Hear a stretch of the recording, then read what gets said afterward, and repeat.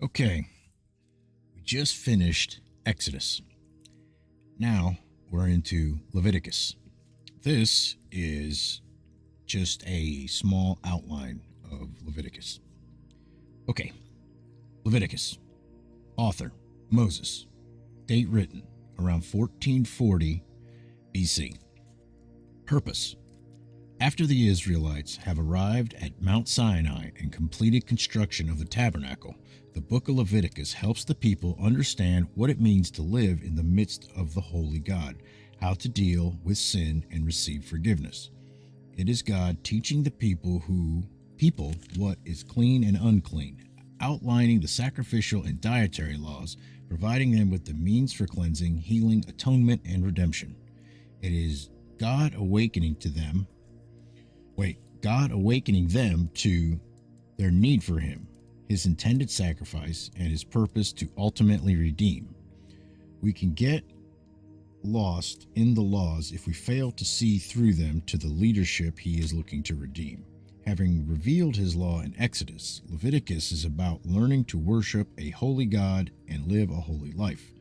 It is God revealing His passion for the people to be like Him, to be holy, to be consecrated to Him, and our relationship. If we are going to walk together, we need to know how to relate to God and how we are to live with one another. Key verses. Thus you are to be holy to me, for I the Lord am holy, and I have set you apart from the peoples to be mine. That's Leviticus 20:26. If you walk in my statutes and keep my commandments so as to carry them out, then I shall give you rains in their season, so that the land will yield its produce and the trees of the field will bear their fruit. Indeed, your threshing will last for you until grape gathering, and grape gathering will last until sowing time. You will thus eat your food to the full and live securely in your land. Leviticus 26:3-5. Key people: Moses, Aaron, Nadab, Abihu, Eleazar, Ithamar. That's it. All right. 1 Leviticus. Third book of Moses. Law of burnt offerings. Then the Lord called to Moses and spoke to him from the tent of meeting, saying, Speak to the sons of Israel and say to them, When any man of you brings an offering to the Lord, you shall bring your offering of animals from the herd or the flock. If his offering is a burnt offering from the herd, he shall offer it, a male without defect. He shall offer it at the doorway of the tent of meeting, that he may be accepted before the Lord. He shall lay his hands on the head of the burnt offering, that it may be accepted for him to make atonement on his behalf. He shall slay the young bull before the Lord, and Aaron's sons the priests shall offer up the blood and sprinkle the blood around on the altar that is at the doorway of the tent of meeting. He shall then skin the burnt offering and cut it into pieces. The sons of Aaron the priest shall put fire on the altar and arrange wood on the fire. Then Aaron's sons the priests shall arrange the pieces, the head and the suet, over the wood which is on the fire that is on the altar. Its entrails, however, and its legs he shall wash with water, and the priest shall offer up in smoke all of it on the altar for a burnt offering, the offering by fire of soothing aroma to the Lord. But if his offering is from the flock of the sheep or of the goats for the burnt offering, he shall offer it a male without defect. He shall slay it on the side of the altar northward before the Lord, and Aaron's sons, the priests, shall sprinkle its blood around on the altar. He shall then cut it into pieces with its head and its suet, and the priest shall arrange them on wood which is on the fire that is on the altar. The entrails, however, and the legs he shall wash with water, And the priest shall offer all of it, and offer it up in smoke on the altar. It is a burnt offering, an offering by fire of a soothing aroma to the Lord. But if his offering to the Lord is a burnt offering of birds, then he shall bring his offering from the turtle doves or from young pigeons.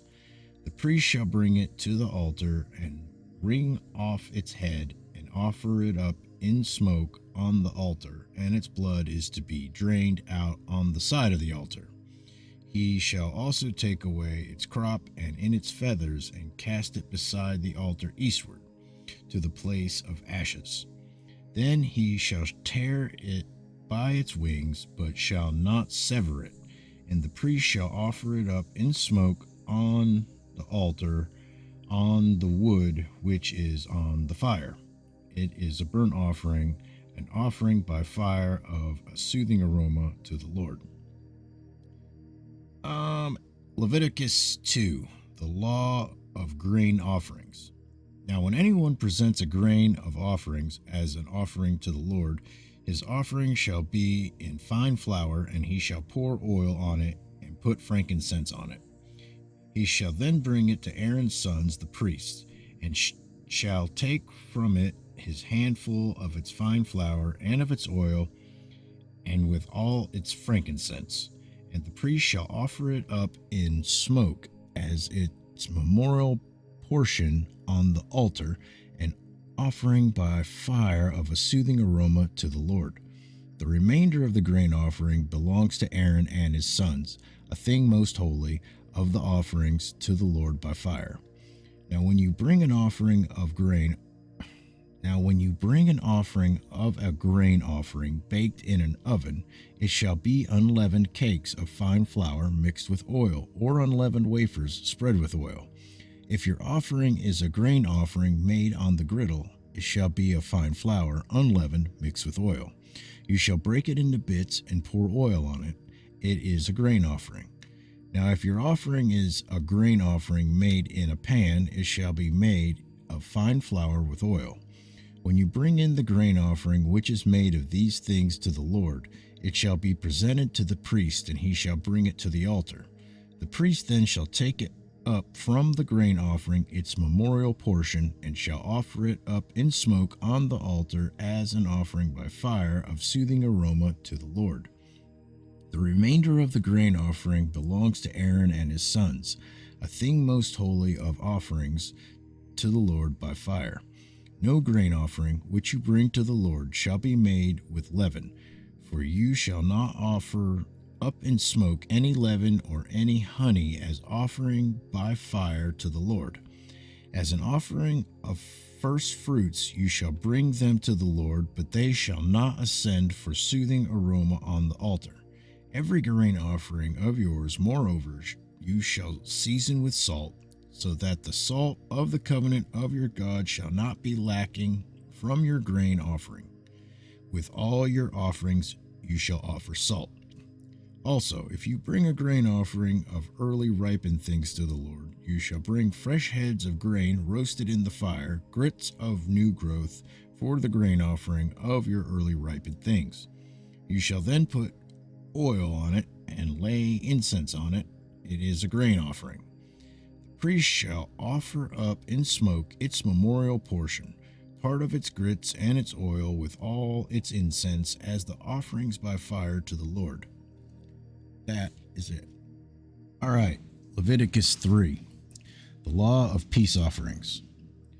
Now, if his offering is a sacrifice of peace offerings, if he is going to offer out of the herd, whether male or female, he shall offer it without defect before the Lord. He shall lay his hand on the head of his offering and slay it at the doorway of the tent of meeting. And Aaron's sons, the priests, shall sprinkle the blood around on the altar. From the sacrifice of the peace offerings he shall present an offering by fire to the Lord. The fat that covers the entrails, and all the fat that is on the entrails, and the 2 kidneys with the fat that is on them, which is on the loins, and the lobe of the liver, which he shall remove with the kidneys. Then Aaron's son shall offer it up in the smoke on the altar, on the burnt offering. which is on the wood that is on the fire. It is an offering by fire of a soothing aroma to the Lord. But if his offering for a sacrifice of peace offerings to the Lord is from the flock, he shall offer it, male or female, without defect. He is going to offer a lamb of his offering, then he shall offer it before the Lord. And he shall lay his hand on the head of his offering and slay it before the tent of meeting, and Aaron's son shall sprinkle it with blood around on the altar. From the sacrifice of peace offerings he shall bring it as an offering by fire to the Lord. Its fat, the entire fat tail, which he shall remove close to the backbone, and the fat that covers the entrails, and all the fat that is on the entrails, and the 2 kidneys with the fat that is on them, which is on the loins, and the lobe of the liver, which he shall remove with the kidneys. Then the priest shall offer it up in smoke on the altar as food, an offering by fire to the Lord. Moreover, if his offering is a goat, then he shall offer it before the Lord, and he shall lay his hand on its head and slay it before the tent of meeting, and the sons of Aaron shall sprinkle its blood around on the altar. From it he shall present his offerings as an offering by fire to the Lord, the fat that covers the entrails, and all the fat that is on the entrails, and the 2 kidneys with the fat that is on them, which is on the loins, and the lobe of the liver, which he shall remove with the kidneys. The priest shall offer them up in smoke on the altar as food, an offering by fire for a soothing aroma. All fat is the Lord's. It is a perpetual statute throughout your generations. In all your dwellings you shall not eat any fat or any blood. Wow. Okay.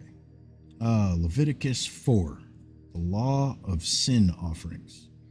Then the Lord spoke to Moses, saying, Speak to the sons of Israel, saying, If a person sins unintentionally in any of the things which the Lord has commanded not to be done, and commits any of them, if the anointed priest sins so as to bring guilt on the people, then let him offer to the Lord a bull without defect as a sin offering for the sin he has committed.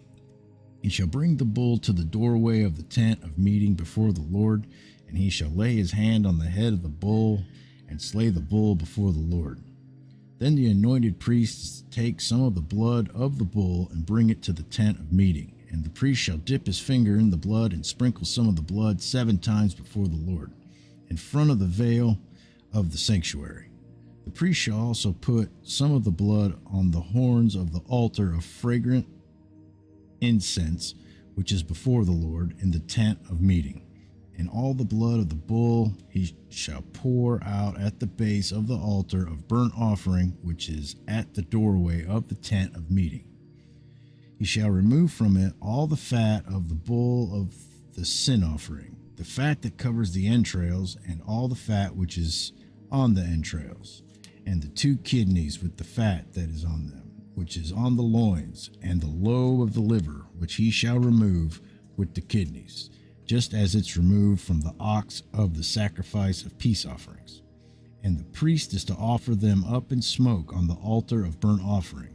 But the hide of the bull and its flesh, and all its flesh, with its head and its legs and its entrails and its refuse, that is, all the rest of the bull, he is to bring out to a clean place outside the camp where the ashes are poured out, and burn it on wood with fire.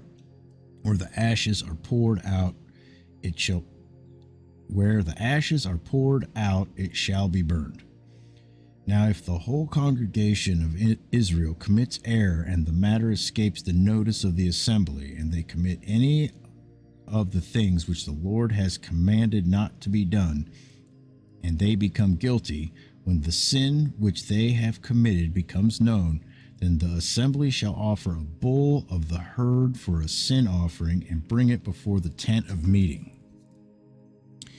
Then the elders of the congregation shall lay their hands on the head of the bull before the Lord, and the bull shall be slain before the Lord. Then the anointed priest is to bring some of the blood of the bull to the tent of meeting, and the priest shall dip his finger in the blood and sprinkle it 7 times before the Lord in front of the veil. He shall put some of the blood on the horns of the altar which is before the Lord in the tent of meeting, and all the blood he shall pour out at the base of the altar of burnt offering, which is at the doorway of the tent of meeting. He shall remove all its fat from it and offer it up in smoke on the altar. He shall also do with the bull just as he did with the bull of the sin offering. Thus he shall do with it. What? I gotta reread that. He shall also do with the bull just as he did with the bull of the sin offering. Thus he shall do with it. So the priest shall make atonement for them, and they will be forgiven. Then he is to bring out the bull to a place outside the camp and burn it as he burned the first bull. It is the sin offering for the assembly. When a leader sins and unintentionally does any one of all the things which the Lord his God has commanded not to be done, and he becomes guilty, if his sin which he has committed is made known to him, he shall bring for his offering a goat, a male without defect. He shall lay his hand on the head of the male goat and slay it in the place where they slay the burnt offering before the Lord. It is a sin offering. Then the priest is to take some of the blood of the sin offering with his finger and put it on the horns of the altar of burnt offering, and the rest of its blood he shall pour out at the base of the altar of burnt offering. All its fat he shall offer up in smoke on the altar, as in the case of the fat of the sacrifice of peace offering. Thus the priest shall make atonement for him in regard to his sin, and he will be forgiven. Now if anyone of the common people sins unintentionally in doing any of the things which the Lord has commanded not to be done, and becomes guilty, if his sin which he has committed is made known to him, then he shall bring for his offering a goat, a female without defect, for his sin which he has committed. He shall lay his hand on the head of the sin offering and slay the sin offering at the place of the burnt offering. The priest shall take some of its blood with his finger and put it on the horns of the altar of burnt offering, and all the rest of its blood shall pour out at the base of the altar. Then he shall remove all its fat, just as the fat was removed from the sacrifice of peace offerings, and the priest shall offer it up in smoke on the altar for a soothing aroma to the Lord. Thus the priest shall make atonement for him, and he will be forgiven. But if he brings a lamb as his offering for a sin offering, he shall bring it a female without defect. He shall lay his hand on the head of the sin offering and slay it for a sin offering in the place where they slay the burnt offering. The priest is to take some of the blood of the sin offering with his fingers and put it on the horns of the altar of burnt offering, and all the rest of its blood shall pour out at the base of the altar. Then he shall remove all its fat, just as the fat of the lamb is removed from the sacrifice of the peace offerings, and the priest shall offer them up in smoke on the altar, on the offerings by fire to the Lord. Thus the priest shall make atonement for him in regard to his sin which he has committed, and he will be forgiven. That's it. All right. Benjamin Franklin, 1706 to 1790. Franklin was skilled in numerous areas, including as a statesman, educator, philanthropist, author, inventor, scientist, printer. John Adams considered him one of America's three most notable founding fathers, ranking him with George Washington and Benjamin Rush. And Franklin was one of only 6 founders who signed both the Declaration of Independence and the Constitution. He helped found America's first abolition society and established a chain of schools to teach Christianity and academics to Black Americans who had often been denied education under British policy. He was a founder of the University of Pennsylvania, helped discover electricity and its potential uses, started the nation's first library and volunteer fire department and first hospital, and he invented the Franklin stove, the lightning rod, bifocals, and many other inventions he never patented because he wanted all mankind to benefit from those discoveries. As a famous printer, he wrote his own epitaph, the body of Benjamin Franklin, printer, like the cover of an old book, its contents torn out, stripped of its lettering and gilding, lies here, food for worms. But the work shall not be lost, for it will, as he believed, appear once more in a new and elegant edition, revised and corrected by the author. That's it. All right. Leviticus 5, the law of guilt offerings. Now, if a person sins after he hears a public adjuration to testify when he is a witness, whether he has seen or otherwise known, if he does not tell it, then he will bear his guilt. Or if a person touches any unclean thing, whether a carcass of an unclean beast, or a carcass of an unclean cattle, or a carcass of unclean swarming things, though it is hidden from him and he is unclean, then he will be guilty. Or if he touches human uncleanliness of whatever sort of uncleanliness may be, which he becomes unclean, and it is hidden from him, and then he comes to know it, he will be guilty. Or if a person swears thoughtlessly with his lips to do evil or to do good, in whatever matter a man may speak thoughtlessly with an oath, and it is hidden from him, and then he comes to know it, he will be guilty in one of these. So it shall be when he becomes guilty in one of these, that he shall confess that in which he has sinned. He shall also bring his guilt offering to the Lord for his sin which he has committed, a female from the flock, a lamb or a goat as a sin offering. So the priest shall make atonement on his behalf for his sin.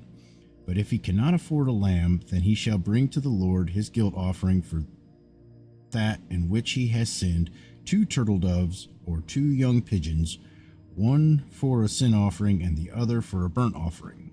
He shall bring them to the priest, who shall offer first that which is for the sin offering, and shall nip its head at the front of its neck, but he shall not sever it. He shall also sprinkle some of the blood of the sin offering on the side of the altar, while the rest of the blood shall be drained out at the base of the altar. It is a sin offering. The second he shall then prepare as a burnt offering according to the ordinance. So the priest shall make atonement on his behalf for his sin which he has committed, and it will be forgiven him. But if his means are insufficient for the 2 turtle doves or 2 young pigeons, then for his offering for that which he has sinned, he shall bring the 10th of an ephah of fine flour for a sin offering. He shall not put oil on it or place incense on it, for it is a sin offering. He shall bring it to the priest, and the priest shall take his handful of it as its memorial portion and offer it up in smoke on the altar, with the offerings of the Lord by fire. It is a sin offering. So the priest shall make atonement for him concerning his sin which he has committed from one of these, and it will be forgiven him. Then the rest shall become the priest like the grain offering. Then the Lord spoke to Moses, saying, If a person acts unfaithfully and sins unintentionally against the Lord's holy things, then he shall bring the guilt offering to the Lord, a ram without defect from the flock, according to your valuation in silver by shekels, in terms of the shekel of the sanctuary, for a guilt offering. He shall make restitution for that which he has sinned against the holy thing, and shall add it to the 5th part of it, and give it to the priest. The priest shall then make atonement for him with the ram of the guilt offering, and it will be forgiven him. Now if a person sins and does any of the things which the Lord has commanded not to be done, though he is unaware, still he is guilty and shall bear his punishment. He is then to bring to the priest a ram without defect from the flock, according to your valuation, for a guilt offering. So the priest shall make atonement for him concerning his error in which he sinned unintentionally and did not know it, and it will be forgiven him. It is a guilt offering. He was certainly guilty before the Lord. All right, sorry about that. That was a rough one. Leviticus 6, guilt offering. Then the Lord spoke to Moses, saying, when a person sins and acts unfaithfully against the Lord and deceives his companion in regard to a deposit or a security entrusted to him, or through robbery, or if he has extorted from his companion, or has found what was lost and lied about it, and sworn falsely, so that he sins in regard to any one of the things a man may do, then it shall be, when he sins and becomes guilty, that he shall restore what he took by robbery, or what he got by extortion, or the deposit which was entrusted to him, or the lost thing which he found, or anything about which he swore falsely. He shall make restitution for it in full, and add to it 1/5 more. He shall give it to the one to whom it belongs on the day he presents his guilt offering. Then he shall bring to the priest his guilt offering to the Lord, a ram without defect from the flock, according to your valuation for a guilt offering. And the priest shall make atonement for him before the Lord, and he will be forgiven for any one of the things which he may have done to incur guilt. The priest's part in the offerings. Leviticus 6:8. Then the priest spoke to Moses, saying, command Aaron and his sons, saying, this is the law for the burnt offering. The burnt offering itself shall remain on the hearth on the altar all night until the morning, and the fire on the altar is to be kept burning on it. The priest is to put on his linen robe, and he shall put on undergarments next to his flesh, and he shall take up the ashes to which the fire reduces the burnt offering on the altar, and place them beside the altar. Then he shall take off his garments and put on other garments, and carry the ashes outside the camp to a clean place. The fire on the altar shall be kept burning on it. It shall not go out, but the priest shall burn wood on it every morning, and he shall lay out the burnt offering on it, and offer up in smoke the fat portions of the peace offering on it. Fire shall be kept burning continually on the altar. It is not to go out. Now this is the law of the grain offering. The sons of Aaron shall present it before the Lord in front of the altar. Then one of them shall lift up from it a handful of the fine flour of the grain offering, with its oil and all the incense that is on the grain offering.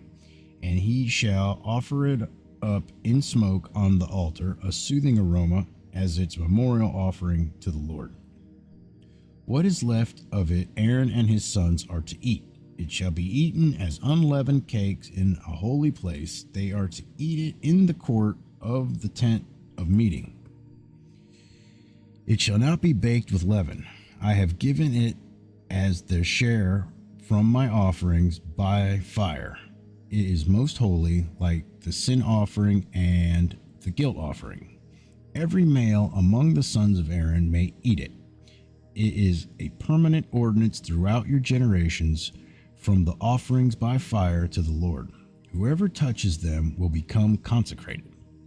Then the Lord spoke to Moses, saying, this is the offering which Aaron and his sons are to present to the Lord on the day when he is anointed, the 10th of an ephah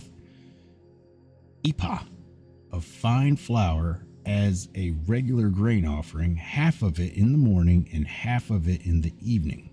It shall be prepared with oil on a griddle. When it is well stirred, you shall bring it. You shall present the grain offering in baked pieces as a soothing aroma to the Lord. The anointed priest who will be in its place among his sons shall offer it. By a permanent ordinance it shall be entirely offered up in smoke to the Lord. So every grain offering of the priest shall be burned entirely. It shall not be eaten. Then the Lord spoke to Moses, saying, Speak to Aaron and to his sons, saying, This is the law of the sin offering. In the place where the burnt offering is slain, the sin offering shall be slain before the Lord. It is most holy. The priest who offers it for sin shall eat it. It shall be eaten in a holy place in the court of the tent of meeting. Anyone who touches its flesh will become consecrated.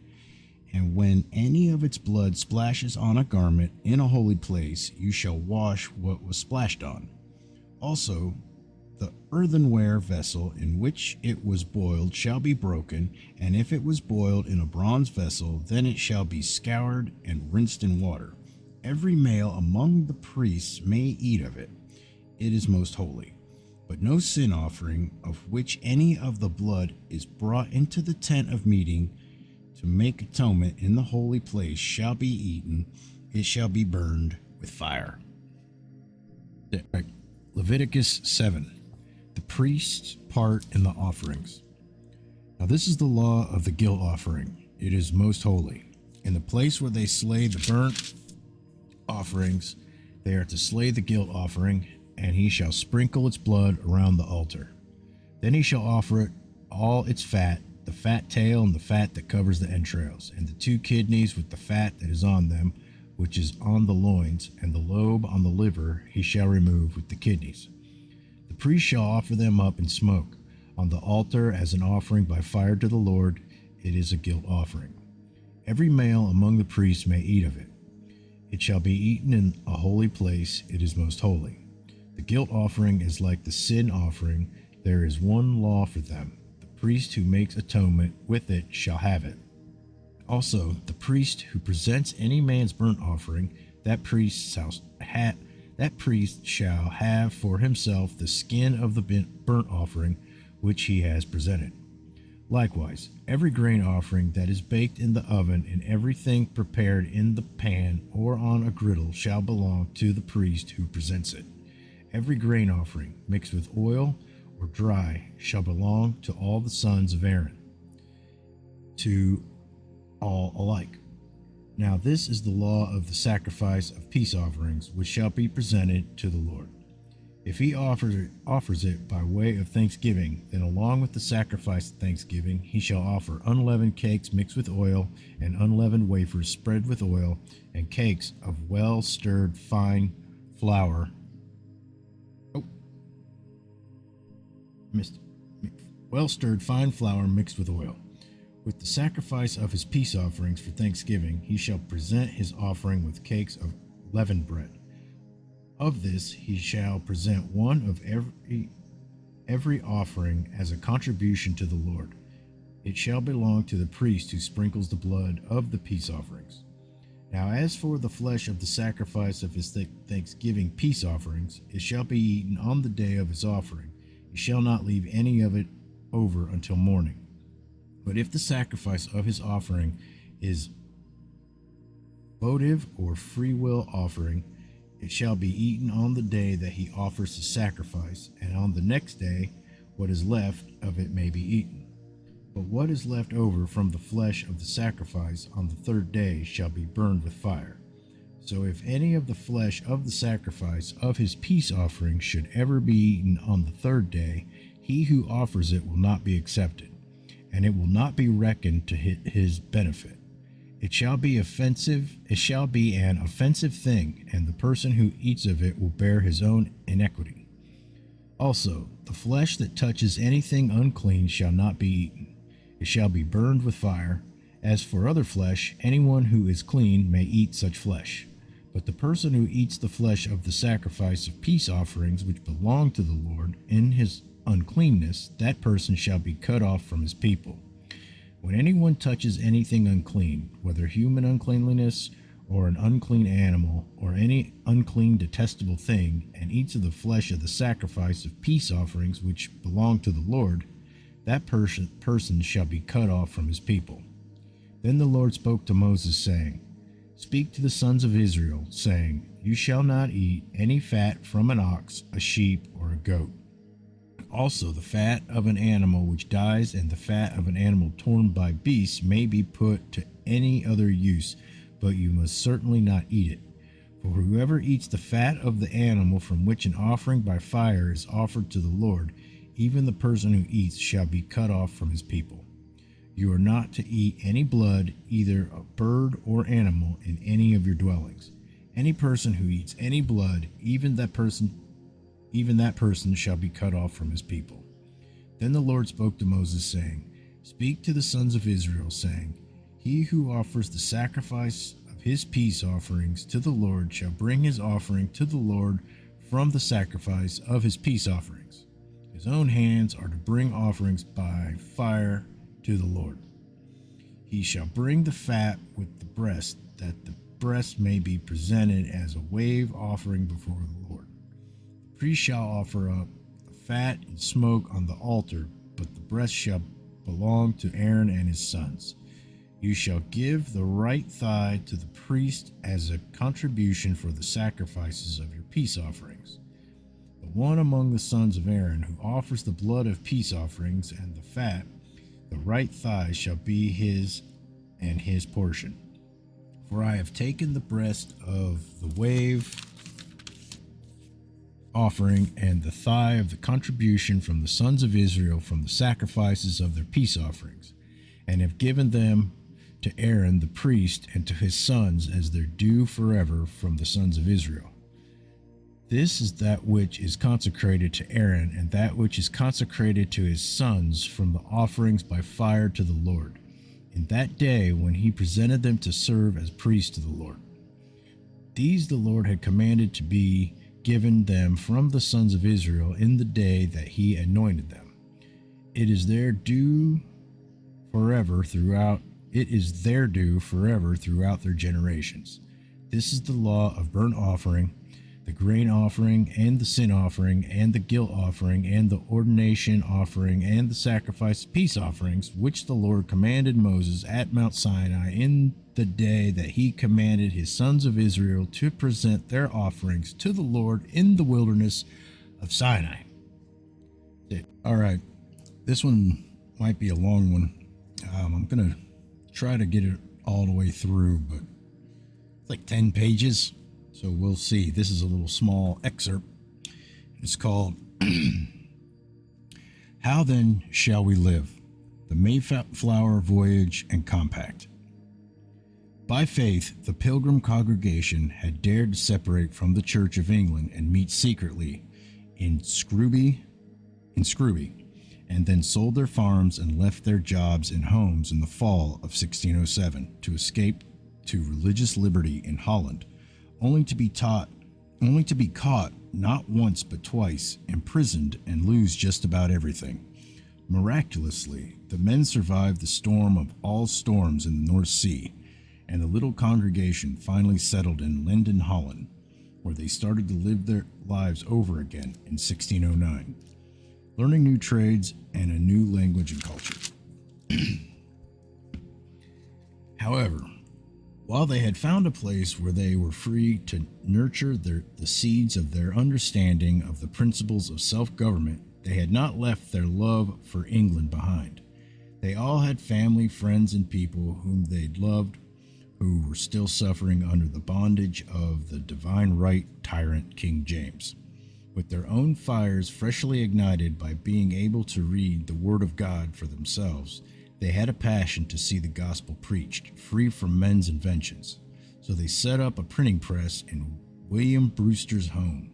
That way they could get past the censorship of the king and get the truth of the gospel to the people of England and Scotland.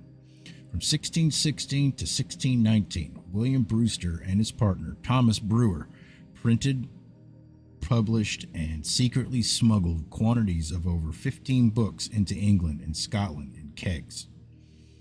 In 1619, William Brewster and Edward Winslow published a religious tract critical of the English king and his bishops that went all over England.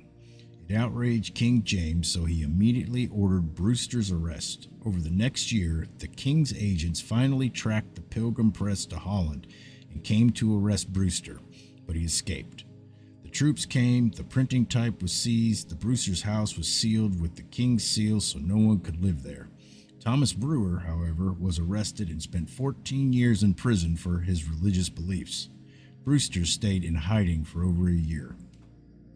This event was one of the sparks that caused the Pilgrims' pastor, Reverend John Robinson, to consider relocating the congregation to America.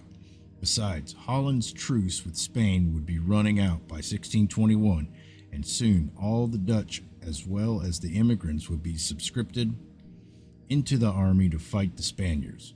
With the likelihood of war looming, the printing press shut down, Brewster in hiding, and King James' arm able to reach across the channel to harass them, their days in London appeared to be coming to a close. The great hope for the propagating and advancing of the gospel of the kingdom of Christ in those remote parts of the world compelled the Pilgrims to seek a new place. Therefore, Robert Cushman and John Carver were sent to England to solicit a land patent in the New World.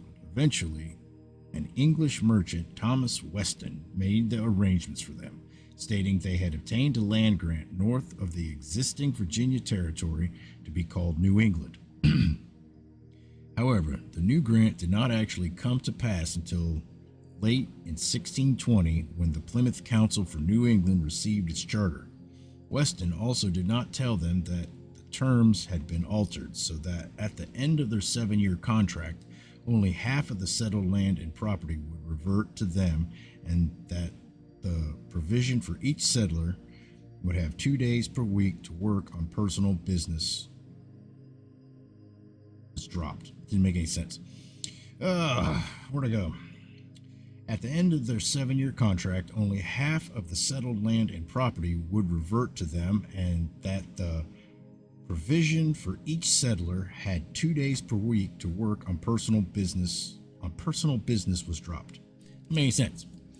After a dozen years together in Holland, the bittersweet realization was that only part of the congregation would be able to depart on the first trip.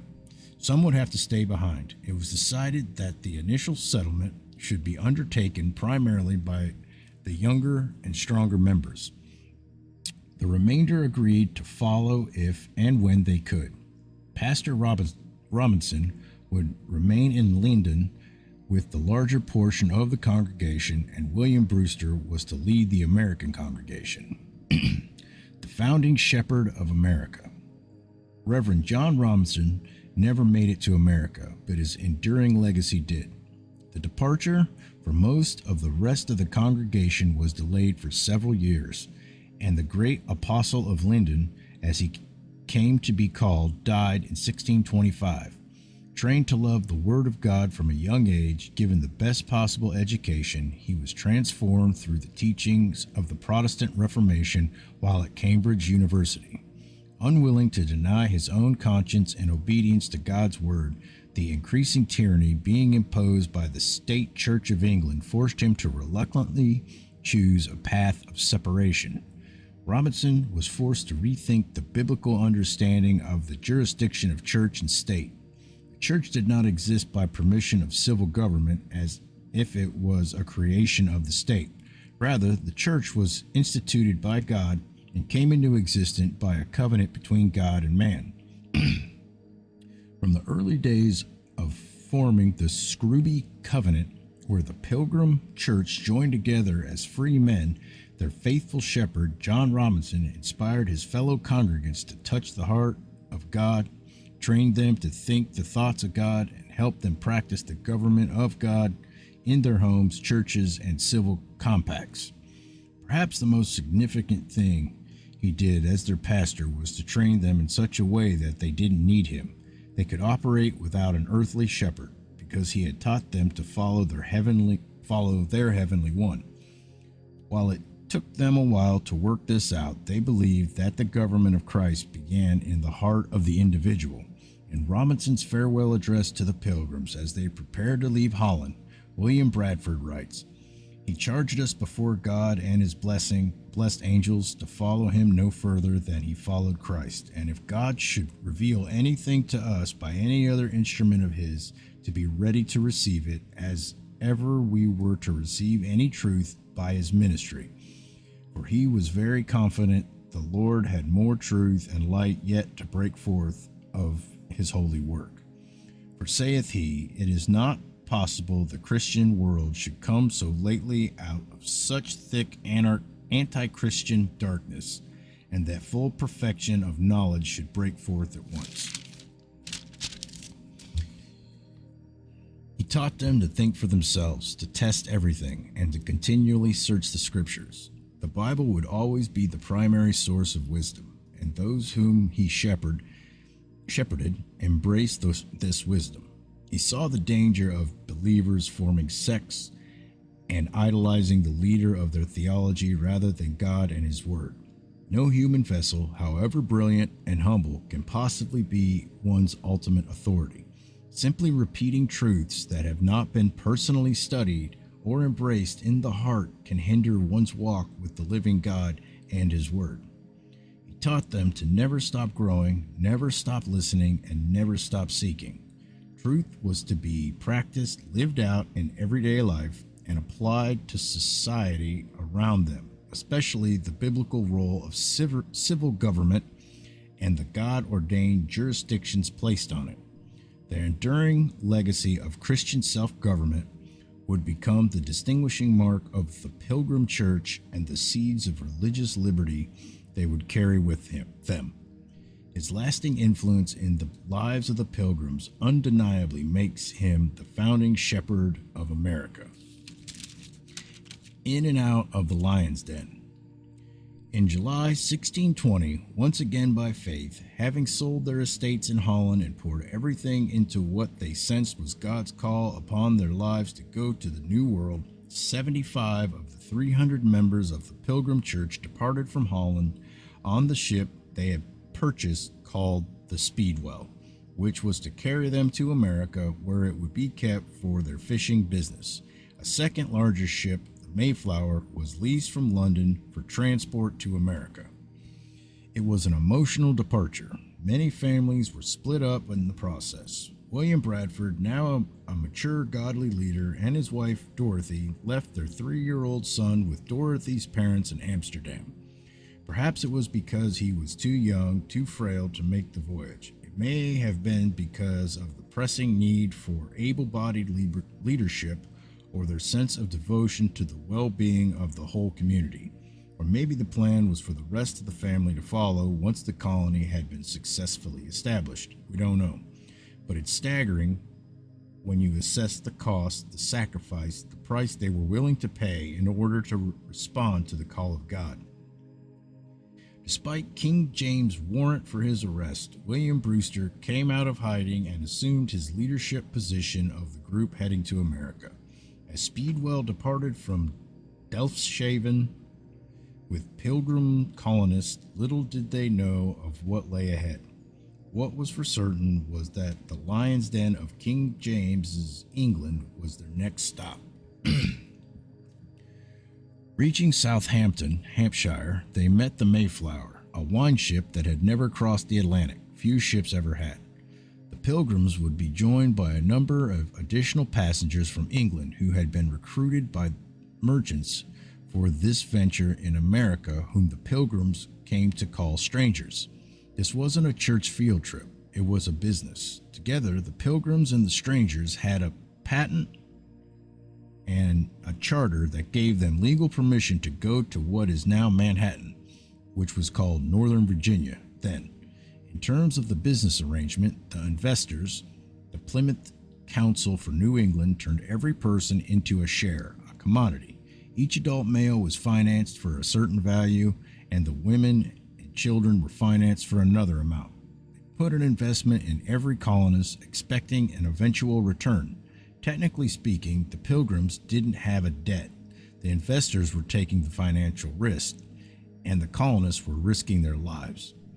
The Speedwell and the Mayflower set out on August 5th, but twice they were forced to return to England when the Speedwell reported leaks. It was eventually decided that the Speedwell was too untrustworthy to continue. This was another devastating blow to the Pilgrims, with several compounding hardships. First, now that the Speedwell was rumored to be untrustworthy, they were forced to sell it for half what they had paid for it and would no longer have the vessel for a fishing business in America. They learned later that crew members had deliberately installed a mast taller and heavier than the hull had been built to receive, which caused the ship to leak, allowing them to abandon their year-long commitment. Second, the Mayflower would not be able to carry all the passengers from both ships. Some would have to be left behind. Of the 121 combined passengers, 102 were chosen. Of these, about half had come by way of Linden, with 28 of the adults being members of the Pilgrim congregation. The reduced party with the consolidated supplies were loaded on board the Mayflower, which finally set sail on September 6, 1620. 66 storm-tossed days. The Pilgrims came as families and as a church, a migrating one. You also have non-Christians aboard, who outnumber the Pilgrims. The interplay between the two left for some rather interesting dynamics. When Bradford described the voyage, he talked about a cursing seaman who would curse and drink when the Pilgrims sang. When that seaman was the first to die and the crew threw him overboard, Bradford said there was a significant change in attitude and behavior. Everyone shut their mouths after that. The delays in setting sail, however, made their situation tenuous at best. September-October was one of the worst times to sail upon the North Atlantic in a vessel dangerously overloaded. It was the season of westerly gales and autumn storms. For the first leg of the voyage, they had good winds and decent weather. Then the Mayflower was hit with strong storms and crosswinds. The ship was so badly shaken that she became very leaky and water poured down upon the passengers living between the decks. Imagine 102 people huddled together, all crammed into the space 4.5 feet high just below the main upper deck, being violently tossed about. The maximum possible space for each person would have been slightly less than the size of a standard single bed. They're seasick, throwing up, and have no place to relieve themselves. The opportunities for despair would have been immense. The storms were so fierce that often the crew of the Mayflower had to take down the sails, just let the storm blow the ship wherever it wanted. During one of the storms, a main beam that held the whole ship together bowed and cracked. This would have crippled the ship enough to give cause for returning to England, but provincially, the Pilgrims had brought a giant iron screw, probably a jack to be used for house construction, that allowed them to repair the beam sufficiently to continue the voyage. It probably spared their lives, but no longer would they have an essential tool for raising their future homes. They would have to make do without it. For 66 storm-tossed days, rather than the usual 3-week journey, the Pilgrims and strangers suffered their passage across a wintry Atlantic Ocean to the New World. This voyage could have been the most tragic mistake they had ever made, but they didn't believe that. Though they could have turned around, something the captain offered to do numerous times, they believed God was with them and that the wind of providence was behind their backs. He would see them safely to the other side. Land was sighted on November 3rd, 1620, and when William Brewster led them in Psalm 100 as a prayer of thanksgiving, after 2,750 miles, traveling at an average speed of just under 2 miles per hour, the voyage was nearly over. It was confirmed that they had been blown off course to the area of Cape Cod. An attempt was made to sail the ship around the Cape towards the Dutch settlements around the Hudson River, which was their planned destination, but they encountered shoals and difficult currents and nearly shipwrecked. It was late, winter was upon them. They concluded whether this was Plan A or Plan B, perhaps the providence of God led them here, and this is where they were meant to settle.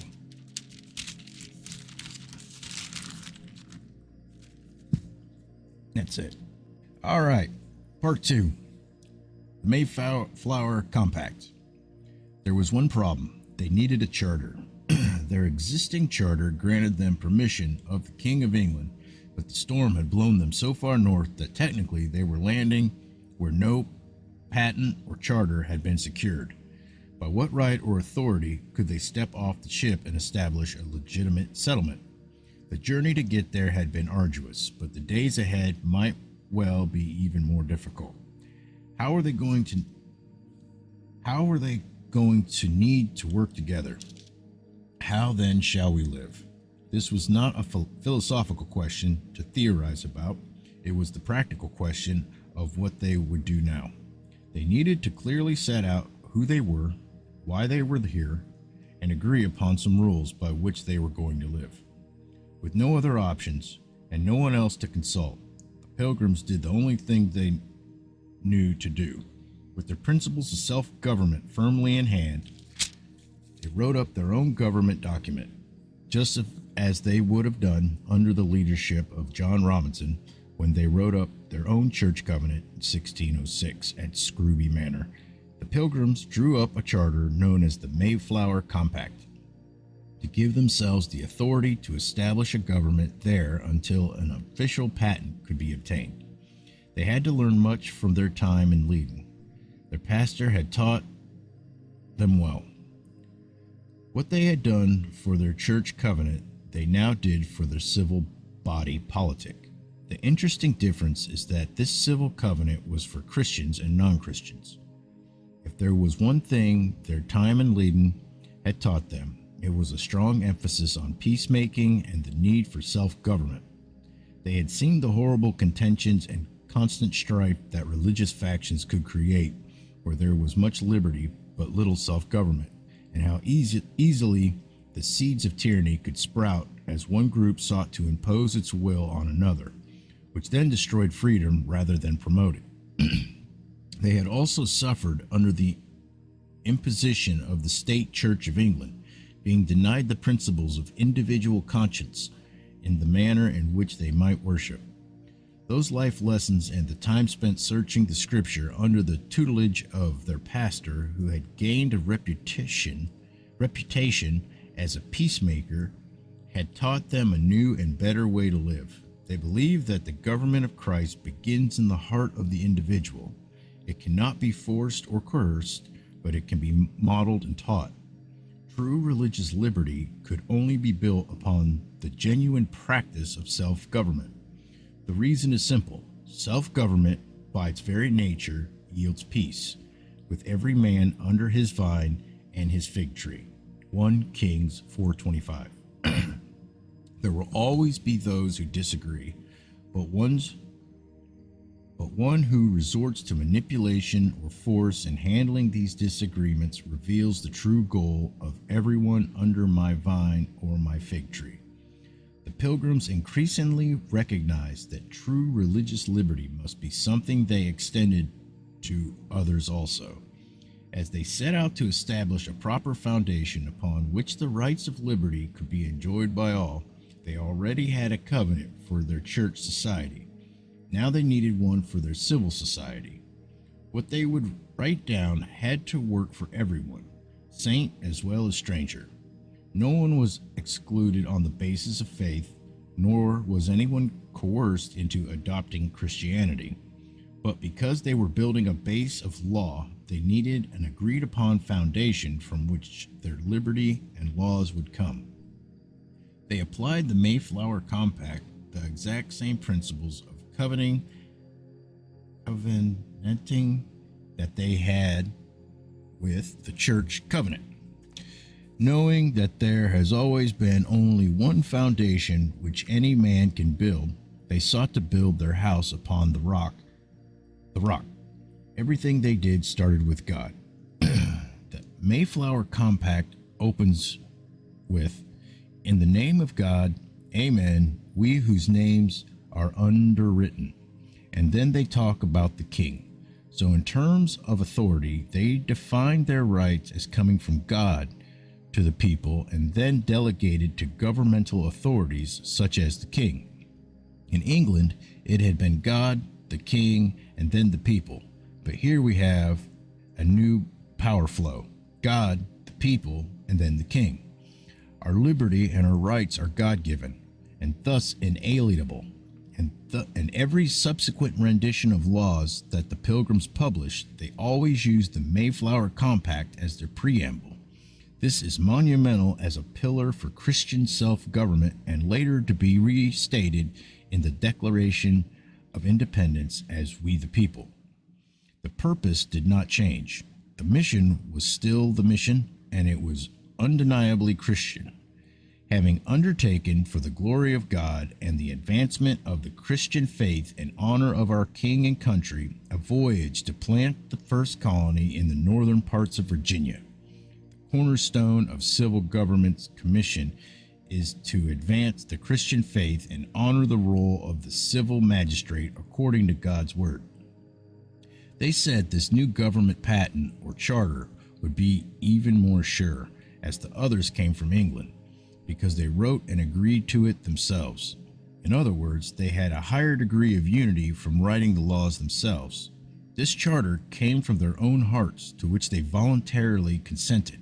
It was not just the king's charter placed upon them. Quote, "Solemnly and mutually in the presence of God and one another, covenant and combine ourselves together in a civil body politic for our better ordering and preservation and furtherance of the ends aforesaid." End quote. Civil government operates by covenant. They were not just trusting in a document only, but a relationship, a commitment to live together and fulfill a common purpose. Quote, "And by virtue hereof to enact, constitute, and frame such just and equal laws, ordinances, acts, constitutions of offices, from time to time, as shall be taught most meet and convenient for the general good of the colony." End quote. Because this fundamental character defined the rights as a Christian colony, the basis of law in their civil society would be Christianity as revealed by the Word of God. Someone was free to disagree, but he or she did have to agree that Christianity is the root of the law. No other religion provided them these freedoms. Government consists of a charter and bylaws. The Mayflower Compact did not provide a list of those laws or a job description for any officer. That would come later when they wrote their Constitution in 1636. But what it did establish was that this would be a government based on the rule of law rather than the rule of men. Through their representatives, they would govern themselves, enacting laws that were just, that would protect the equal rights of citizens. And since God gave them the power to do so, when laws are unjust, they ultimately would only have themselves to blame. On November 11th, 1620, on board the Mayflower off the coast of Cape Cod, before they had ever set foot onto the New World, they penned what would become the premier document of freedom for early America. In the name of God, amen. We whose names are underwritten, the loyal subjects of our dread sovereign Lord King James, by the grace of God, of England, France, and Ireland, King Defender of the Faith, etc. I think that's what it is. Having undertaken for the glory of God and advancement of the Christian faith and the honor of our King and country, a voyage to plant the first colony in the northern parts of Virginia. Do by these presents solemnly and mutually in the presence of God and one of another covenant, and combine ourselves together in a civil body politic for our better ordering and preservation and furtherance of the ends aforesaid, and by virtue hereof to enact, constitute, and frame such just and equal laws, ordinances, acts, constitutions, and offices from time to time as shall be thought most meet and convenient for the general good of the colony, unto which we promise all due submission and obedience.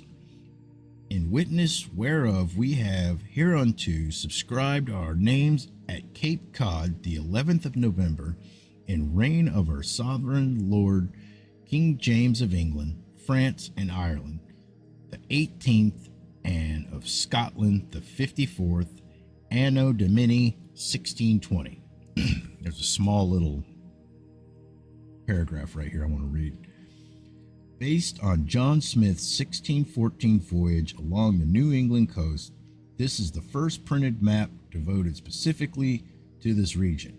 It is also the first to use the name New England for an area that had up until this time been called North Virginia. Smith, who is more commonly associated with the founding of Virginia, was commissioned to survey the coastline north of New York in preparation for the settlement of another English colony. This map was used to guide the pilgrims to Plymouth and also led John Winthrop to the Charles River in 1629. Let me see if I can make that big for you. Let me see here. I'm sure you're just talking about the road and snow and shit, but let's cut it out, all right? I had a little technical difficulty and accidentally hit a button. But I'm trying to show you the map of this that I just read without hitting another button. Just so if you wanted to pause it, find that. You can see that there. I apologize for the cussing that was there. I missed half, then I read everything else and it didn't. Just gonna continue. Anyways, part 2.2. The Mayflower Compact was ratified, but by a majority rule, with 41 adult male passengers signing. Little did they know, or perhaps they did have some measure of awareness, that what they had done was unique in the history of the world. They founded a government on a covenant rather than by a hereditary title. They created a limited representative government accountable to the rule of law and the people. With it, they planted into virgin soil the seeds of American democracy that foreshadowed the coming Declaration of Independence, the triumph of the religious liberty that would be put in writing under the Articles of Confederation. The Constitution of the United States and the Bill of Rights owes much of its origin to the Pilgrim forefathers and the truths found in this document. For that moment, it informed the basis of how they were going to live together. What they did understand was that throughout history, God has always used a small group of people who were totally committed and all in. And they knew that if they kept their covenant with God and with one another, God would be faithful. This was the great experiment. The stakes were high and they had everything to lose if it didn't work. Strangers and exiles. Finding Plymouth was only the beginning. Drafting their charter and establishing the ground rules for how they would live together was essential. But in stepping off the boat, the real work began. They had no shelter on the land. Imagine deep snow on the ground in November, December, and January. Fortunately, the sea captain stayed a mile offshore, realizing they'd all die if he left. The women and children would go out every night and sleep on the Mayflower. The men would sleep on the ground until they could build some form of shelter to protect themselves from the elements and also from what they thought were hostile Native Americans. Having little with which to protect themselves, the women slept on their children to keep them warm. Construction commenced immediately, but as the winter went on, it got harder and harder. By December, most of the passengers and crew had become ill, coughing violently. Many were also suffering from the effects of scurvy. They got so sick that at one time only 6 or 7 colonists could walk. Almost every person lay either inside the little fort they were trying to build or on the Mayflower. They were dying, vomiting, and trying to keep themselves warm. They buried the dead in a common grave because they were afraid the Native Americans would see how weak they were becoming if they put headstones and buried them individually. The first common house was nearly completed by January 9th. At this point, single men were ordered to join with families. Each extended family was assigned a plot and built its own dwelling. The settlement was mostly complete by early February.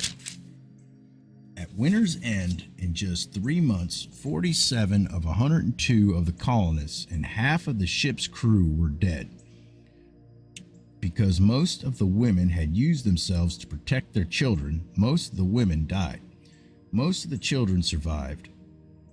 At the end of March, the captain of the Mayflower was leaving and pled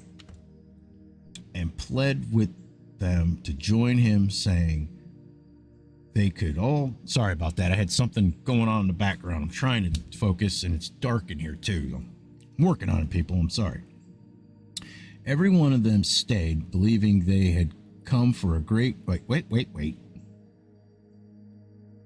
At the end of March, the captain of the Mayflower was leaving and pled with them to join him, saying they could all be back in England within a few weeks. Yet not one of them went back. Every one of them stayed, believing that they had come for a great cause and purpose. Such is the strength of those who have gone before us, passionate followers of Jesus Christ who were taught to never stop, to never quit. They were those who first brought the torch of liberty to the shores, having faced death, imprisonment, storms, shipwreck, calamity, and suffering of all kinds, having sacrificed all they had. If they were to die in the wilderness, they would die in the wilderness. They were those who, like Abraham, by faith, when he was called, obeyed by going out to a place which he was to receive for an inheritance, and he went out, not knowing where he was going. By faith he lived as an alien in the land of promise, for he was looking for the city which has foundations, whose architect and builder is God. All these died in faith, without receiving the promises, but having seen them and having welcomed them from a distance, and having confessed that they were strangers and exiles on the earth. For those who say such things make it clear that they are seeking a country of their own. But as it is, they desire a better country, that is, a heavenly one. Therefore, God is not ashamed to be called their God, for he has prepared a city for them. Hebrews 11:8-16. They are our forefathers. These were people of faith. They were the pilgrims. Like I said, I really apologize for that break in there. I thought it was funny though. That's why I left it in there, but that shouldn't happen again. I try to keep my reading serious and without any interruption, just for people who are listening at home. Thanks. That's it. All right. Leviticus 8, the consecration of Aaron and his sons. Then the Lord spoke to Moses, saying, Take Aaron and his sons with him, and the garments, and the anointing oil, and the bowl of the skin offering, and the 2 rams, and the basket of unleavened bread, and assemble all the congregation at the doorway of the tent of meeting. So Moses did just as the Lord commanded him. When the congregation was assembled at the doorway of the tent of meeting, Moses said to the congregation, This is the thing which the Lord has commanded to do. Then Moses had Aaron and his sons come near and wash them with water. He put the tunic on him and girded him with the sash and clothed him with the robe and put the ephod on him. And he girded him with the artistic band of the ephod with which he tied it to him. He then placed the breastpiece on him, and in the breastpiece he put the Urim and the Thummim. He also placed the turban on his head, and on the turban at its front he placed the golden plate, the holy crown, just as the Lord had commanded Moses. Moses then took the anointing oil and anointed the tabernacle and all that was in it, and consecrated them. He sprinkled some of it on the altar 7 times and anointed the altar and all its utensils, and the basin and its stand, to consecrate them.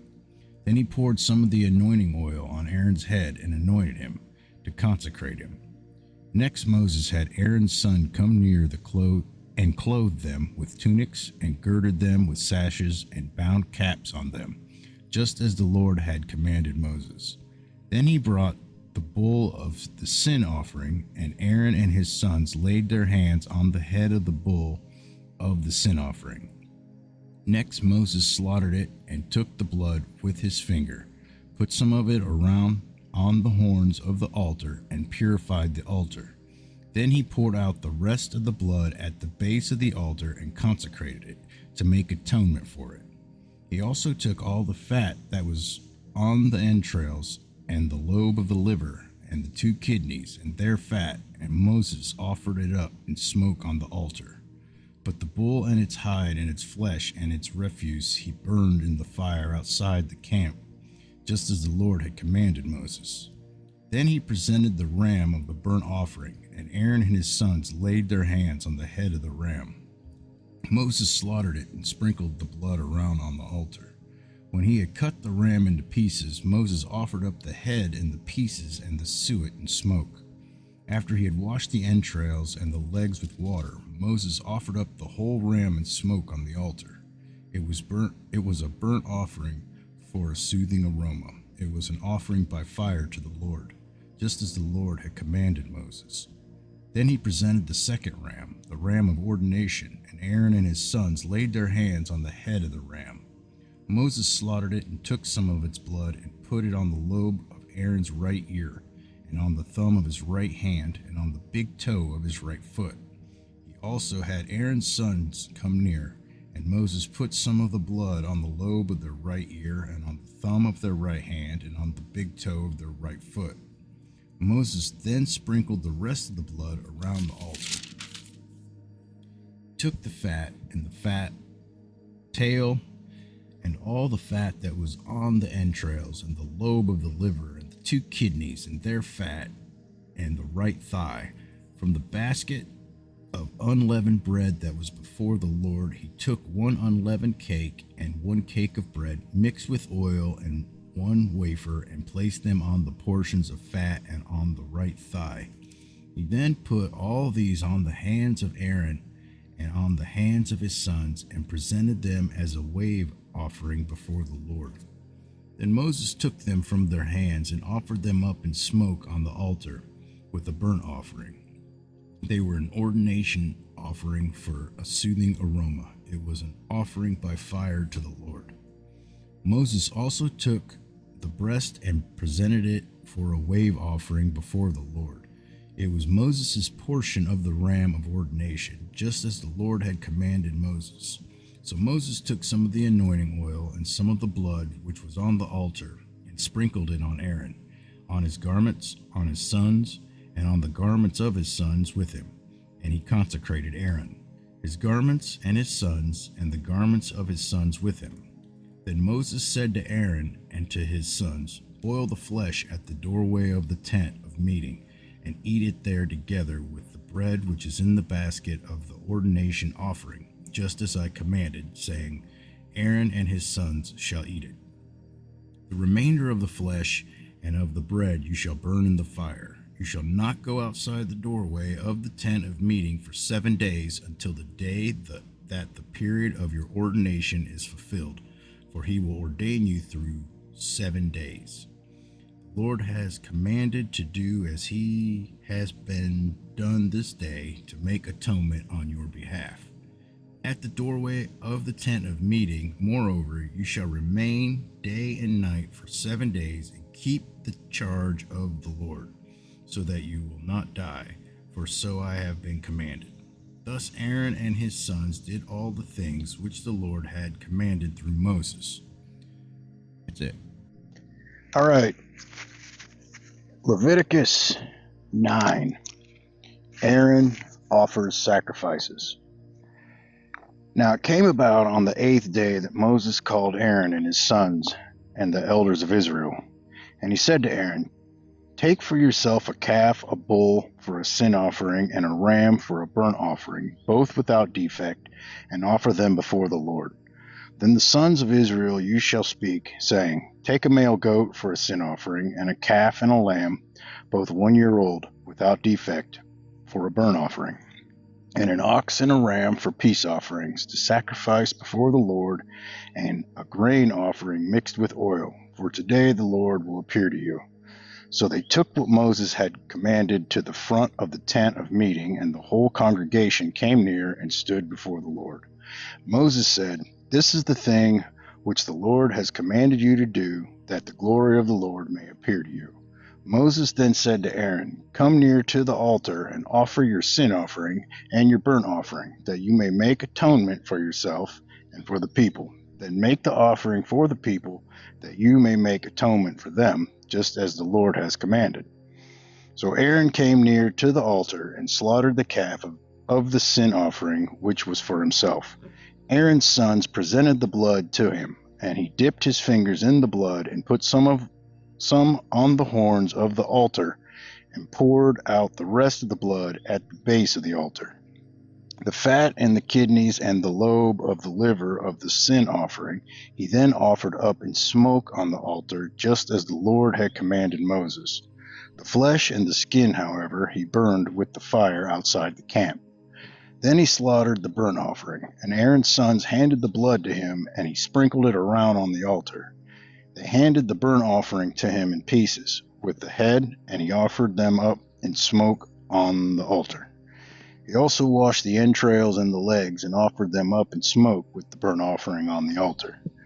Then he presented the people's offering, and took the goat of the sin offering, which was for the people, and slaughtered it and offered it for sin, like the first. He also presented the burnt offering, and offered it according to the ordinance.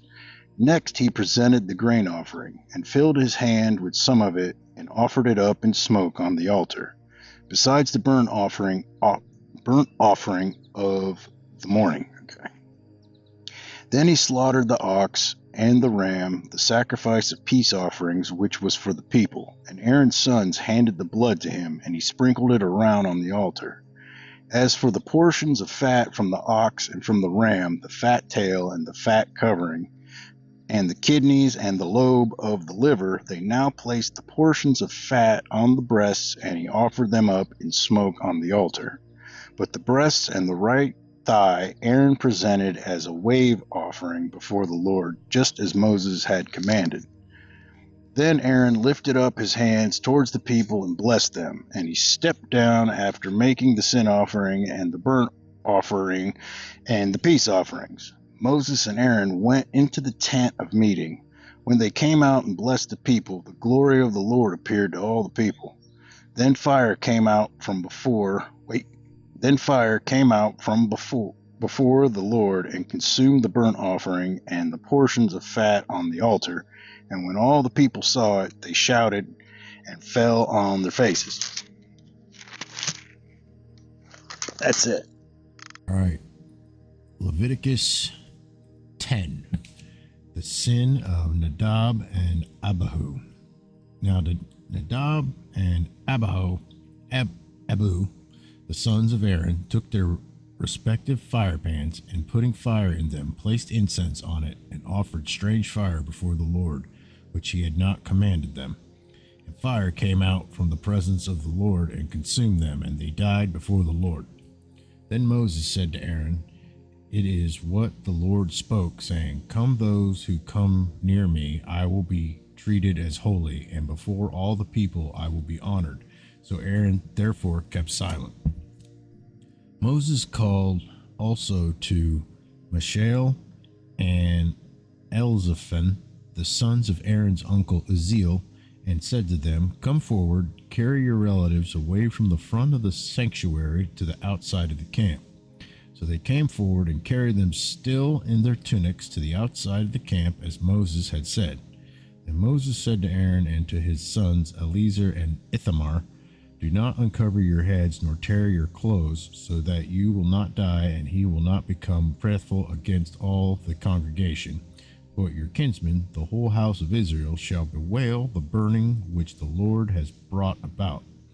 You shall not even go out from the doorway of the tent of meeting, or you will die, for the Lord's atoning oil is upon you." So they did according to the word of Moses.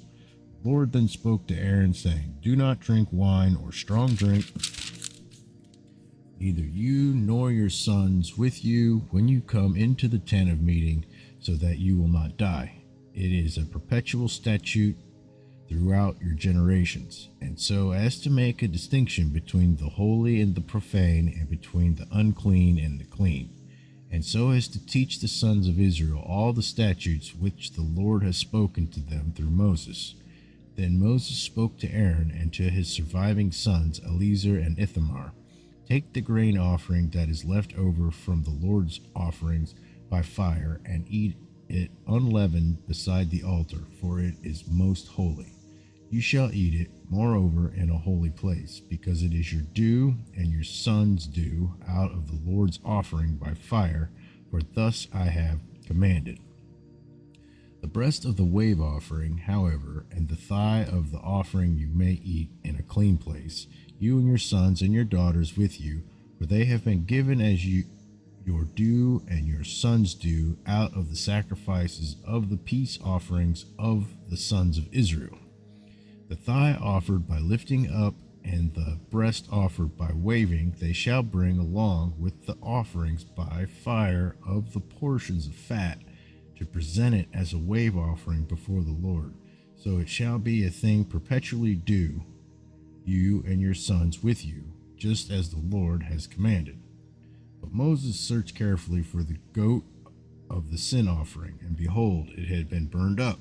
So he was angry with Aaron's surviving sons Eleazar and Ithamar, saying, "Why did you not eat the sin offering at the holy place? For it is most holy, and he gave it to you to bear away the guilt of the congregation, to make atonement for them before the Lord. Behold, since its blood had not been brought inside into the sanctuary, you should certainly have eaten it in the sanctuary, just as I commanded." But Aaron spoke to Moses, "Behold, this very day they presented their sin offering and their burnt offering before the Lord. When things like these happened to me, if I had eaten a sin offering today, would it have been good in the sight of the Lord?" When Moses heard that, it seemed good in his sight. Okay. Leviticus 11, laws about animals for food. The Lord spoke again to Moses and to Aaron, saying to them, "Speak to the sons of Israel, saying, These are the creatures which you may eat from all the animals that are on the earth. Whatever divides a hoof, thus making split hoofs, and chews the cud among the animals that you may eat. Nevertheless, you are not to eat of these, among these which chew the cud, or among those which divide the hoof, the camel, for though it chews cud, it does not divide the hoof, it is unclean to you. Likewise, the saphan, for though it chews cud, it does not divide the hoof, it is unclean to you. The rabbit also, for though it chews cud, it does not divide the hoof, it is unclean to you. And the pig, for though it divides the hoof, thus making a split hoof, it does not chew cud, it is unclean to you. You shall not eat of their flesh, nor touch their carcasses, they are unclean to you. These you may eat, whatever is in the water, all that have fins and scales, those in the water, in the seas or in the rivers you may eat. But whatever is in the seas and in the rivers that does not have fins and scales, among all the teeming life of the water, and among all the living creatures that are in the water, they are detestable things to you, and they shall be abhorrent to you. You may not eat of their flesh, and their carcasses you shall detest. Whatever in the water does not have fins and scales is abhorrent to you. Leviticus 11:13. Avoid the unclean.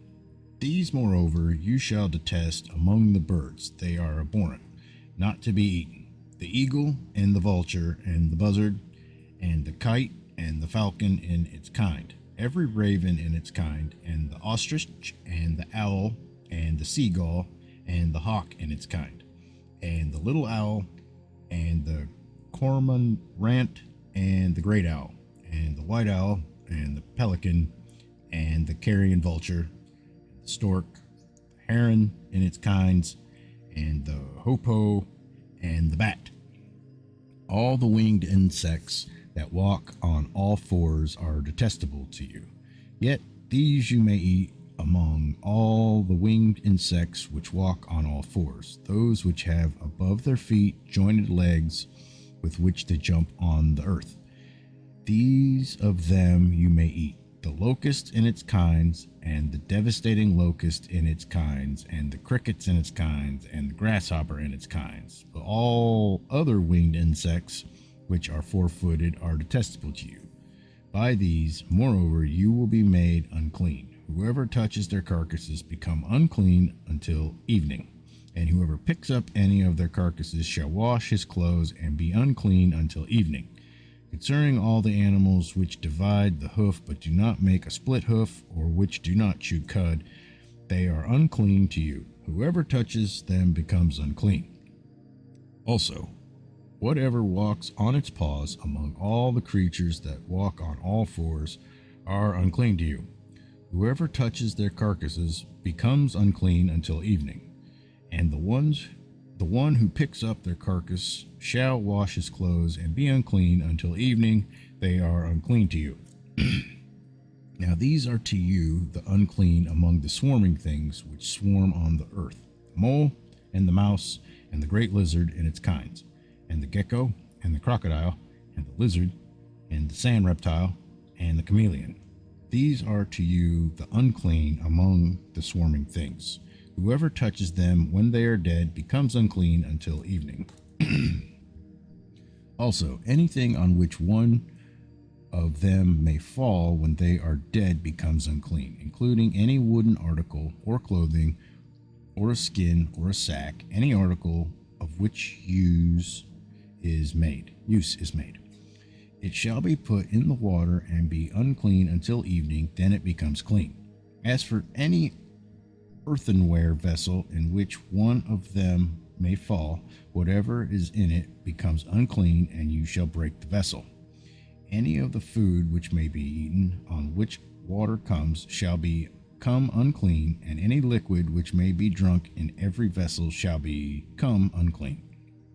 Everything, moreover, on which part of their carcass may fall becomes unclean. An oven or a stove shall be smashed. They are unclean and shall continue as unclean to you.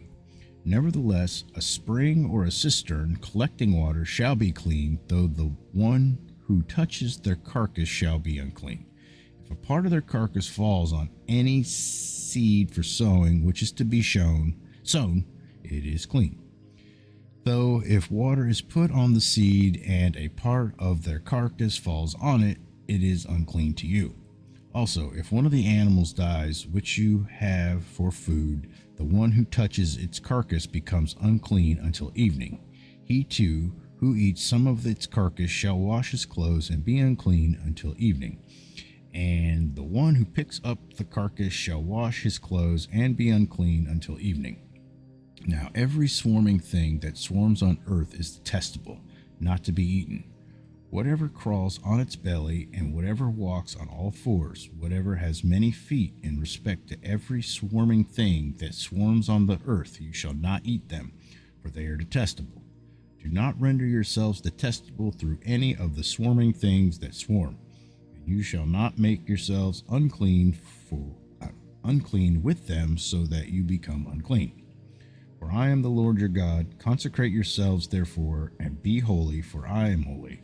And you shall not make yourselves unclean with any of the swarming things that swarm on the earth. For I am the Lord who brought you up from the land of Egypt to be your God. Thus you shall be holy, for I am holy. This is the law regarding the animal and the bird, and every living thing that moves in the waters, and everything that swarms on the earth. Make a distinction between the unclean and clean, and between the edible creature and the creature which is not to be eaten. That's it. All right, Leviticus 12, Laws of Motherhood. Then the Lord spoke to Moses, saying, Speak to the sons of Israel, saying, When a woman gives birth and bears a male child, then she shall be unclean for 7 days. As in the days of her menstruation, she shall be unclean. On the 8th day, flesh of his foreskin shall be circumcised. Then she shall remain in the blood of her purification for 33 days. She shall not touch any consecrated thing, nor enter the sanctuary until the days of her purification are completed. But she bears a female child, then she shall be unclean for 2 weeks, as in her menstruation, and she shall remain in the blood of her purification for 66 days.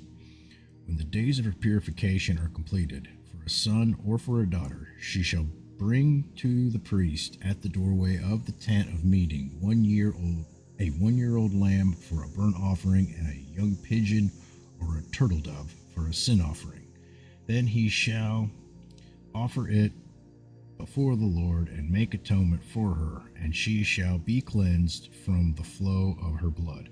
This is the law for her and who bears a child, whether a male or a female. But if she cannot afford a lamb, then she shall take 2 turtle doves or 2 young pigeons, the one for the burnt offering and the other for a sin offering, and the priest shall make atonement for her, and she will be clean. Leviticus 13, the test for leprosy.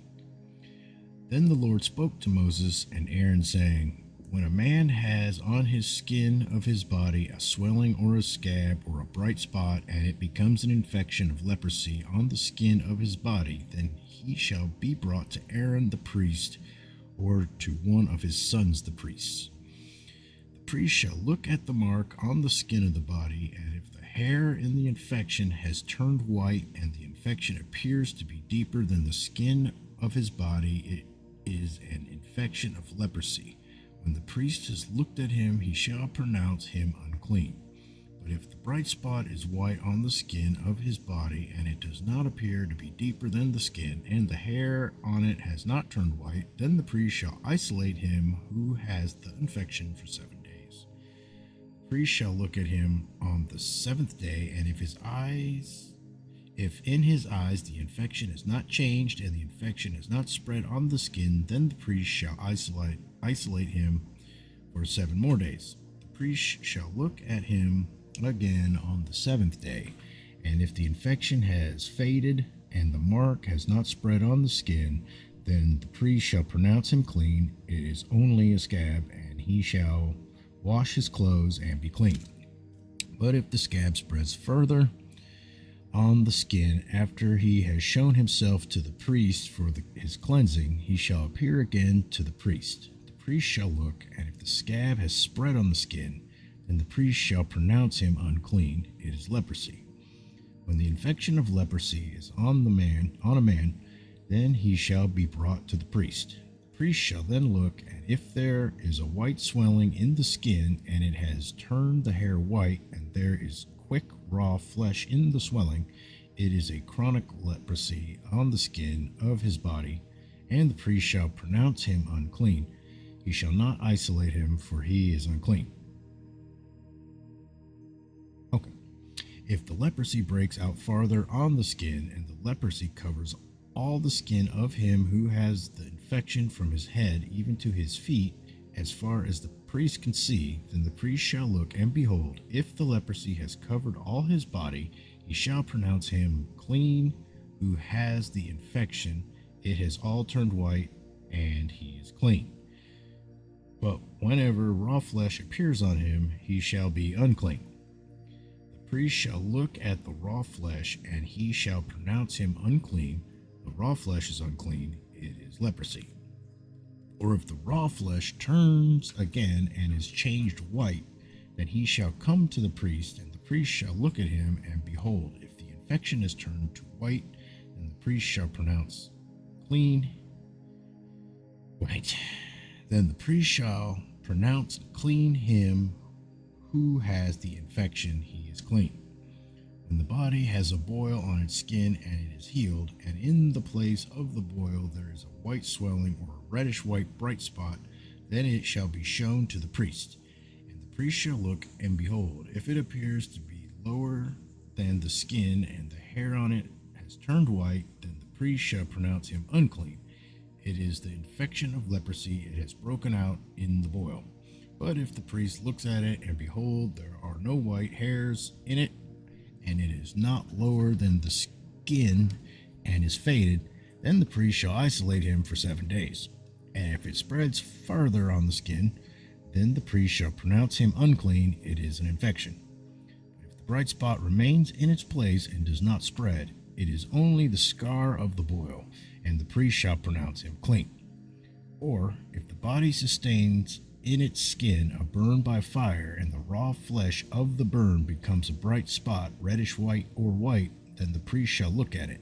And if the hair in the spot has turned white, and it appears to be deeper than the skin, it is leprosy. It is broken out in the burn.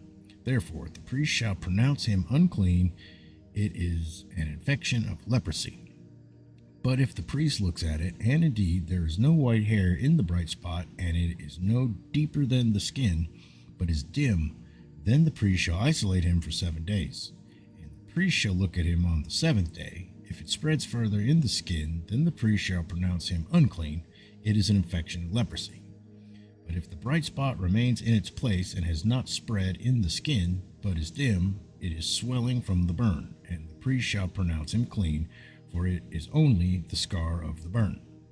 Now if a man or a woman has an infection on the head or on the beard, then the priest shall look at the infection, and if it appears to be deeper than the skin, and there is thin yellowish hair in it, then the priest shall pronounce him unclean. It is a scale. It is leprosy of the head or of the beard. But if the priest looks at the infection of the scale, and indeed it appears to be no deeper than the skin, and there is no black hair in it, then the priest shall isolate the person with the scaly infection for 7 days. On the 7th day, the priest shall look at the infection, and if the scale has not spread on, and no yellowish hair has grown in it, and the appearance of the scale is no deeper than the skin, then he shall shave himself, but he shall not shave the scale, and the priest shall isolate the person with the scale 7 more days. Then on the 7th day, the priest shall look at the scale, and if the scale has not spread in the skin, and it appears to be no deeper than the skin, the priest shall pronounce him clean, and he shall wash his clothes and be clean. But if the scale spreads farther in the skin after his cleansing, then the priest shall look at him, and if the scale has spread in the skin, the priest need not seek for yellowish hair, he is unclean. If in his sight the scale has remained, however, and black hair has grown in it, the scale has healed, he is clean, and the priest shall pronounce him clean. When a man or a woman has bright spots on the skin of the body, even white bright spots, then the priest shall look, and if the bright spots on the skin of their bodies are a faint white, it is eczema that has broken out on the skin. He is clean. Now if a man loses the hair of his head, he is bald, he is clean. If his head becomes bald at the front and sides, he is bald on the forehead, he is clean. But if on the bald head or the bald forehead there occurs a reddish white infection, it is leprosy breaking out on his bald head,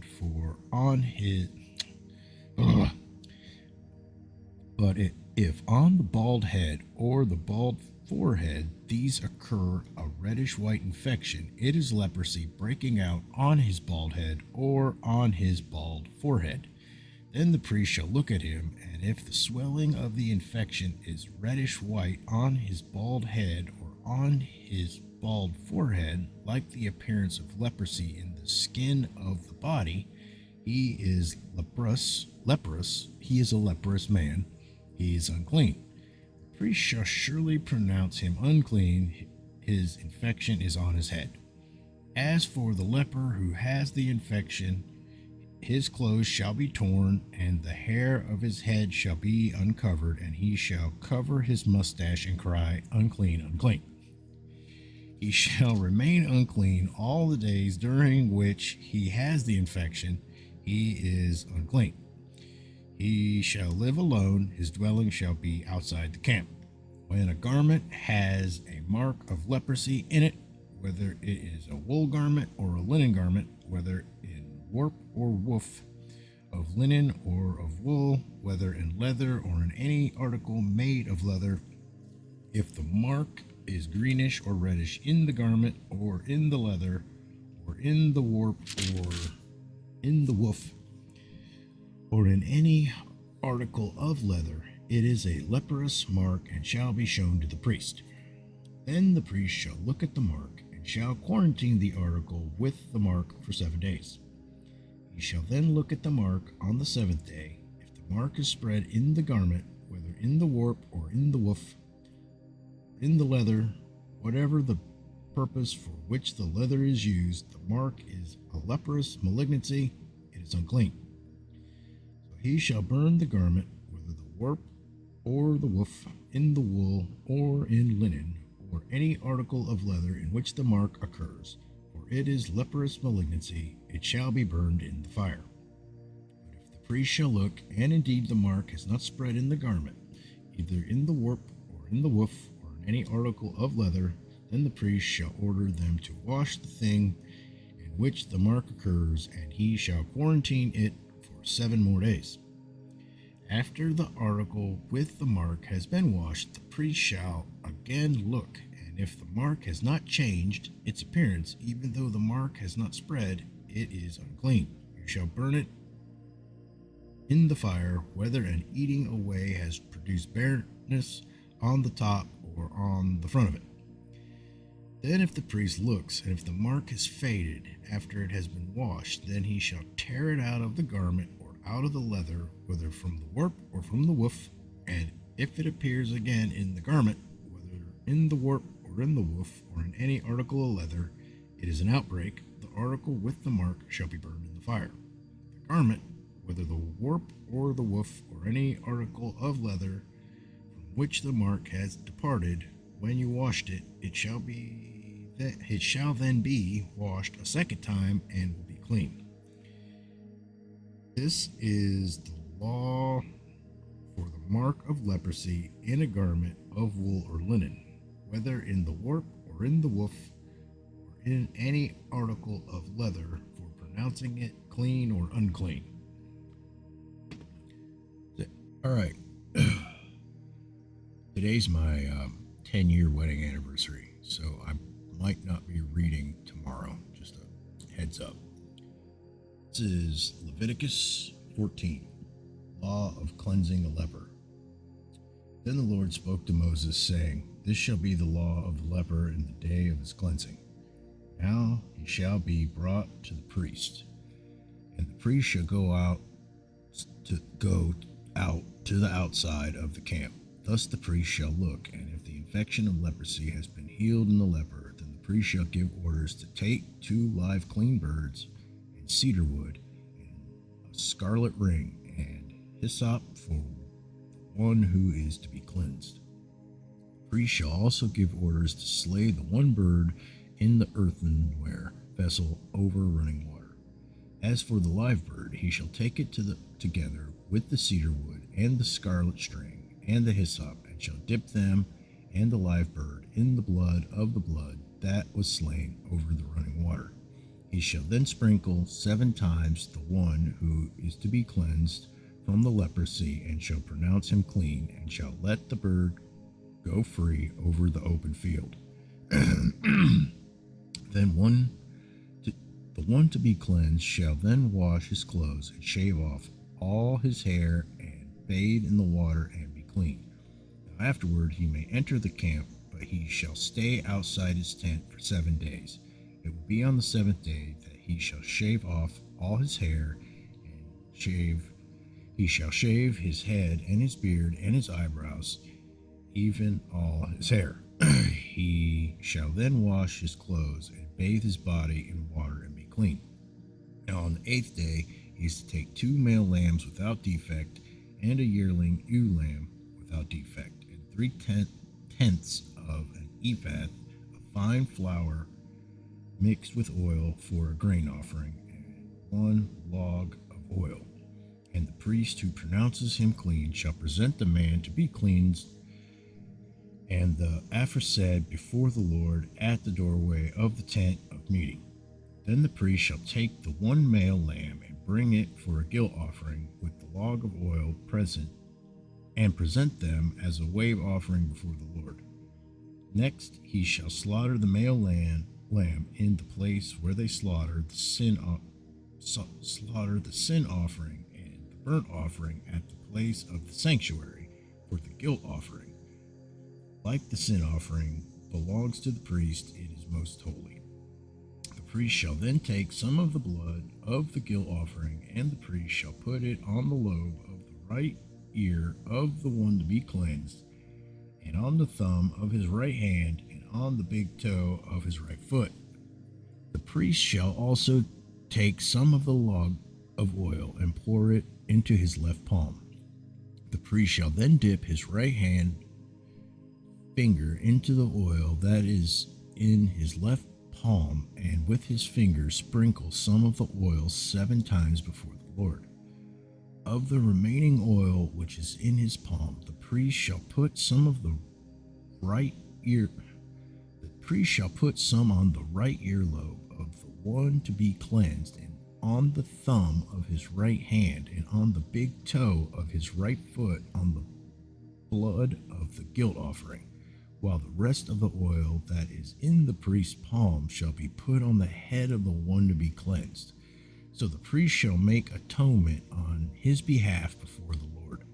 The priest shall next offer the sin offering and make atonement for the one to be cleansed from his uncleanliness.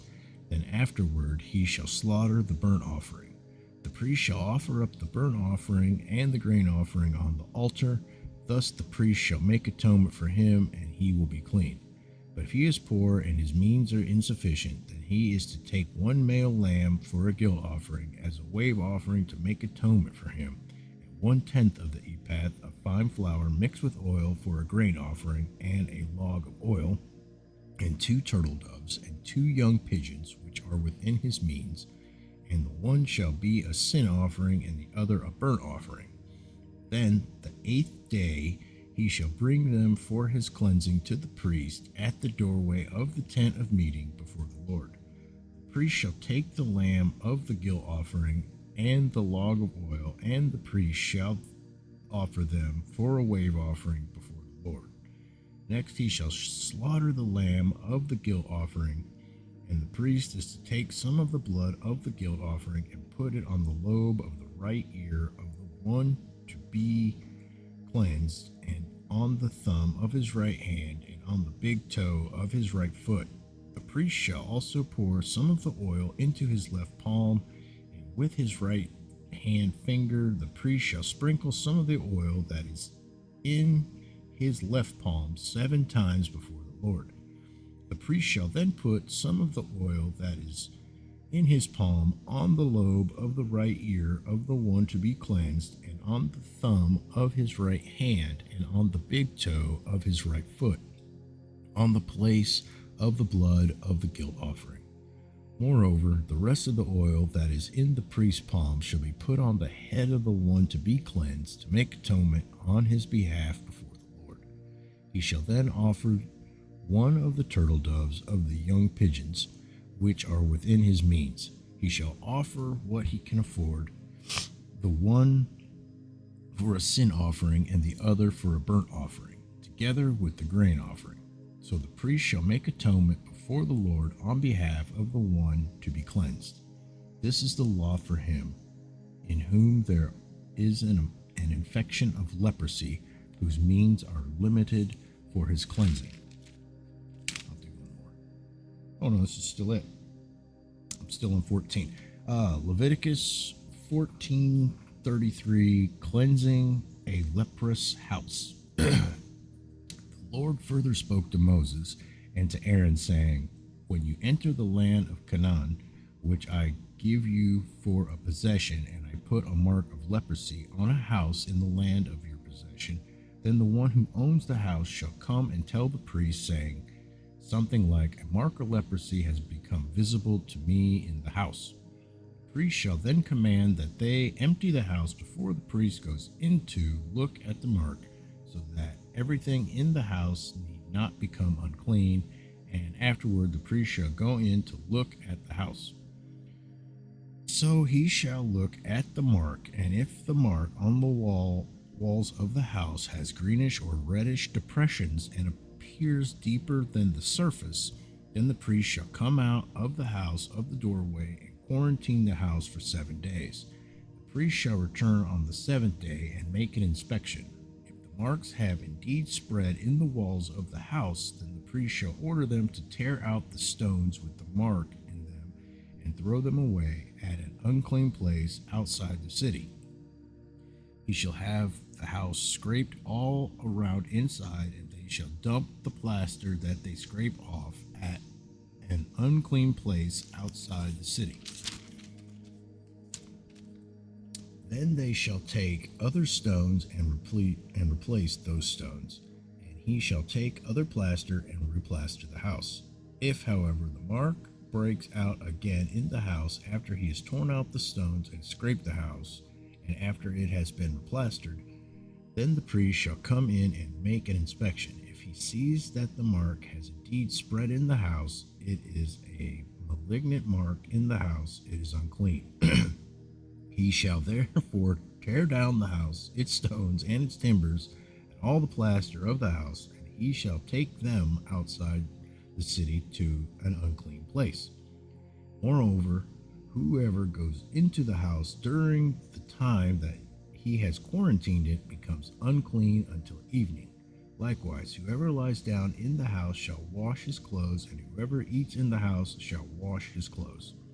If, on the other hand, the priest comes in and makes an inspection, and the mark has not indeed spread in the house after the house has been replastered, then the priest shall pronounce the house clean, because the mark has not reappeared. To cleanse the house, then, he shall take 2 birds and cedar wood, and a scarlet string and hyssop, and he shall slaughter the 1 bird in the earthenware vessel over running water.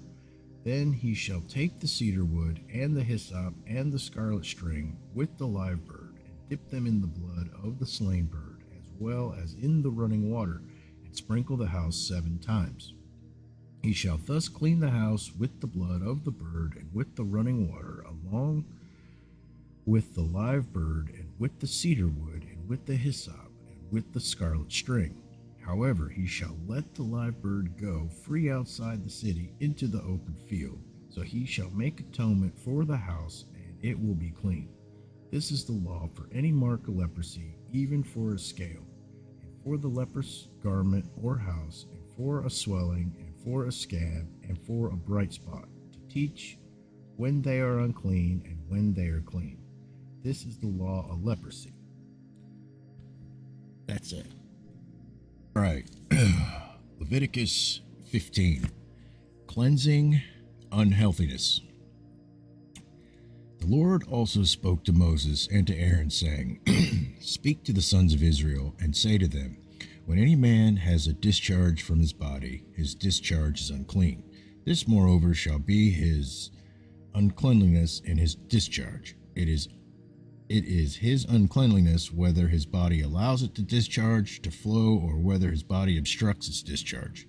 Every bed on which the person with the discharge lies becomes unclean, and everything on which it sits becomes unclean. Anyone, moreover, who touches his bed shall wash his clothes and bathe in water and be unclean until evening. And whoever sits on the thing on which the man with the discharge has been sitting shall wash his clothes and bathe in water and be unclean until evening. Also, whoever touches the person with the discharge shall wash his clothes and bathe in the water and be unclean until evening. Or if the man with the discharge spits on one who is clean, he too shall wash his clothes and bathe in water and be unclean until evening. Every saddle on which the person with the discharge rides becomes unclean. Whoever then touches any of the things which were under him shall be unclean until evening, and he who carries them shall wash his clothes and bathe in water and be unclean until evening. Likewise, whomever the one with the discharge touches without having rinsed his hands in water shall wash his clothes and bathe in water and be unclean until evening. However, in an earthenware vessel which the person with the discharge touches shall be broken, and every wooden vessel shall be rinsed in water. Now when the man with the discharge becomes cleansed from his discharge, then he shall count off for himself 7 days for his cleansing. He shall then wash his clothes and bathe his body in running water, and will become clean. Then on the 8th day he shall take for himself 2 turtle doves or 2 young pigeons, and come before the Lord to the doorway of the tent of meeting, and give them to the priest. And the priest shall offer them, one for a sin offering and the other for a burnt offering. So the priest shall make atonement on his behalf before the Lord because of his discharge. Now, if a man has a seminal emission, he shall bathe all his body in water and be unclean until evening. As for any garment or any leather on which there is seminal emission, it shall be washed with water and be unclean until evening. If a man lies with a woman so that there is a seminal emission, they shall both bathe in water and be unclean until evening. When a woman has a discharge, if her discharge in her body is blood, she shall continue in her menstrual impurity for 7 days, and whoever touches her shall be unclean until evening. Everything also on which she lies during her menstrual impurity shall be unclean, and everything on which she sits shall be unclean. Anyone who touches her bed shall wash his clothes and bathe in water and be unclean until evening. Whoever touches anything on which she sits shall wash his clothes and bathe in water and be unclean until evening. Whether it be on the bed or on the thing on which she is sitting, when he touches it, he shall be unclean until evening. If a man actually lies with her so that her menstrual impurity is on him, he shall be unclean for 7 days, and every bed on which he lies shall be unclean. Now, if a woman has a discharge of her blood many days, not at the period of her menstrual impurity, or if she has a discharge beyond the period, all the days of her impure discharge shall continue as though in her menstrual impurity she is unclean. Any bed on which she lies all the days of her discharge shall be to her like her bed at menstruation, and everything on which she sits shall be unclean, like her uncleanliness at that time. Likewise, whoever touches them shall be unclean, and shall wash his clothes and bathe in water and be unclean until evening. When she becomes clean from her discharge, she shall count off herself 7 days, and afterward she will be clean. Then on the 8th day she shall take for herself 2 turtle doves and 2 young pigeons, and bring them into the priest, to the doorway of the tent of meeting. The priest shall offer the one for a sin offering and the other for a burnt offering. So the priest shall make atonement on her behalf before the Lord because of her impure discharge. Thus you shall keep the sons of Israel separated from their uncleanness, so that they will not die in their uncleanness by their defiling my tabernacle that is among them. This is the law for the one with discharge and for the man who has seminal emission, so that he is unclean by it, and for the woman who is ill because of menstrual impurity, and for the one who has a discharge, whether a male or female or a man who lies with an unclean woman. That's it. All right. Leviticus 16, Law of Atonement. Now the Lord spoke to Moses after the death of the 2 sons of Aaron, when they had approached the presence of the Lord and died. The Lord said to Moses, "Tell your brother Aaron that he shall not enter at any time into the holy place inside the veil before the mercy seat which is on the ark, or he will die, for I will appear in the cloud over the mercy seat.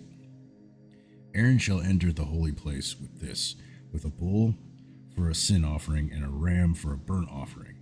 He shall put on the holy linen tunic, and the linen undergarment shall be next to his body, and he shall be girded with the linen sash and attired with the linen turban. These are holy garments. Then he shall bathe his body in water and put them on. He shall take from the congregation of the sons of Israel 2 male goats for a sin offering, and 1 ram for a burnt offering. Then Aaron shall offer the bull for the sin offering, which is for himself, that he may make atonement for himself and for his household. He shall take the 2 goats and present them before the Lord at the doorway of the tent of meeting. Aaron shall cast lots for the 2 goats, one lot for the Lord and the other lot for the scapegoat. Then Aaron shall offer the goat in which the lot for the Lord fell, and make it a sin offering. But the goat on which the lot for the scapegoat fell shall be presented alive before the Lord to make atonement upon it, to send it into the wilderness as the scapegoat. Then Aaron shall offer the bull of the sin offering, which is for himself, and make atonement for himself and for his household, and he shall slaughter the bull of the sin offering, which is for himself. He shall take a fire pan full of coals and fire from upon the altar before the Lord, and 2 handfuls of finely ground sweet incense, and bring it inside the veil. He shall put the incense on the fire before the Lord, that the cloud of incense may cover the mercy seat that is on the ark of the testimony, otherwise he will die. Moreover, he shall take some of the blood of the bull and sprinkle it with his finger on the mercy seat on the east side. Also, in front of the mercy seat, he shall sprinkle some of the blood with his finger 7 times. Then he shall slaughter the goat of the sin offering, which is for the people, and bring its blood inside the veil, and do with its blood as he did with the blood of the bull, and sprinkle it on the mercy seat and in the front of the mercy seat. He shall make atonement for the holy place because of the impurities of the sons of Israel, and because of their transgressions in regard to all their sins.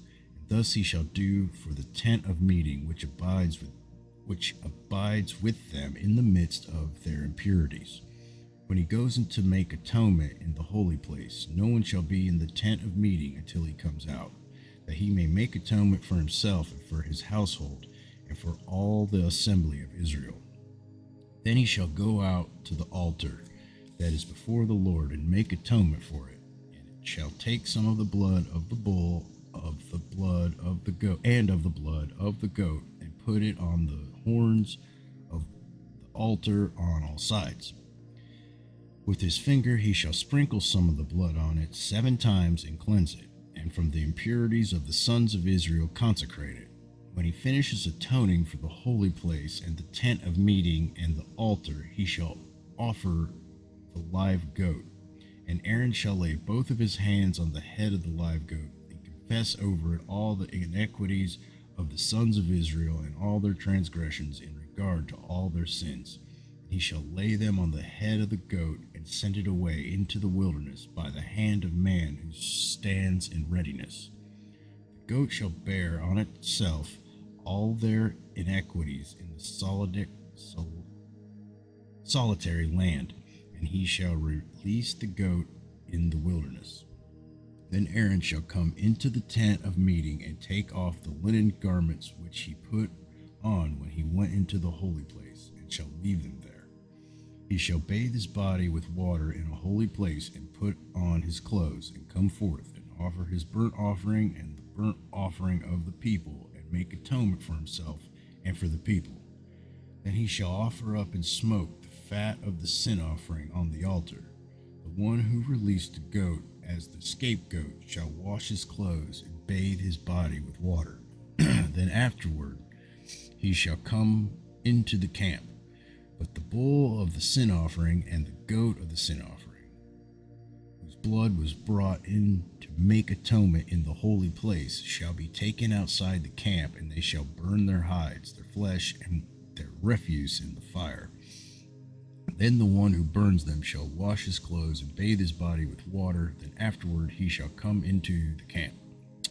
Leviticus 16:29, an annual atonement. This shall be a permanent statute for you. In the 7th month, on the 10th day, in the 7th month, on the 10th day of the month, you shall humble your souls and not do any work, whether the native or the alien who sojourns among you. For it is on this day that atonement shall be made for you, to cleanse you. You will be clean from all your sins before the Lord. It is to be a Sabbath of solemn rest for you. that you may humble your souls. It is a permanent statute. So the priest who is anointed and ordained to serve as priest in his father's place shall make atonement. He shall thus put on the linen garments, the holy garments, and make atonement for the holy sanctuary.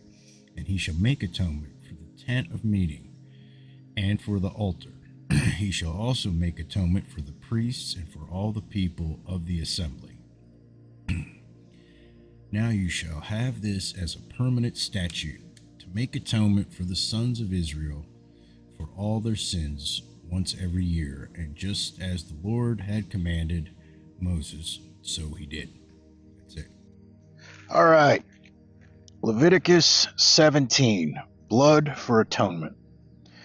Then the Lord spoke to Moses, saying, Speak to Aaron and to his sons, and to all the sons of Israel, and say to them, This is what the Lord has commanded, saying, Any man from the house of Israel who slaughters an ox, or a lamb, or a goat in the camp, or who slaughters it outside the camp, and has not brought it to the doorway of the tent of meeting to present it as an offering to the Lord before the tabernacle of offering to the Lord, before the tabernacle of the Lord, blood guiltiness is to be reckoned to that man. He has shed blood, and that man shall be cut off from among his people. The reason is so that all the sons of Israel may bring their sacrifices, which they were sacrificing in an open field, that they may bring them into the Lord at the doorway of the tent of meeting to the priest, and sacrifice them as sacrifices of peace offerings to the Lord. The priest shall sprinkle the blood on the altar of the Lord at the doorway of the tent of meeting, and offer up the fat in the smoke as a soothing aroma to the Lord. They shall no longer sacrifice their sacrifices to the goat demons which they play the harlot. This shall be a permanent statute to them throughout their generations. I got to read that again. They shall no longer sacrifice their sacrifices to the goat demons with which they play the harlot. This shall be a permanent statute to them throughout their generations.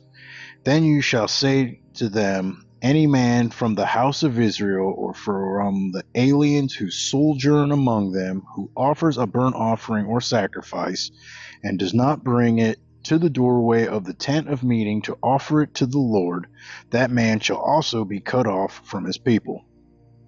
And any man from the house of Israel, or from the aliens who sojourn among them, who eats any blood, I will set my face against that person who eats blood, and will cut him off from amongst his people.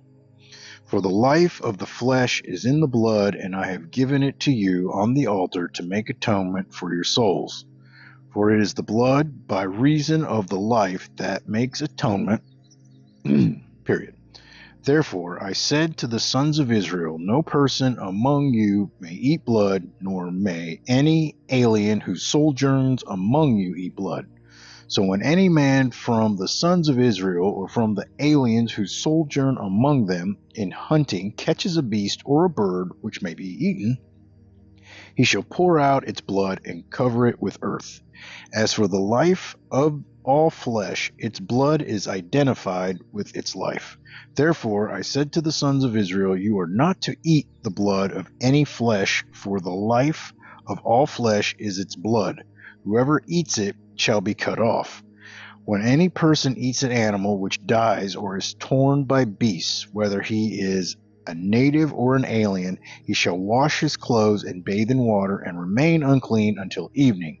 Then he will become clean. But if he does not wash them or bathe his body, then he shall bear his guilt. That's it. All right. Frederick Douglass, 1817 to 1895.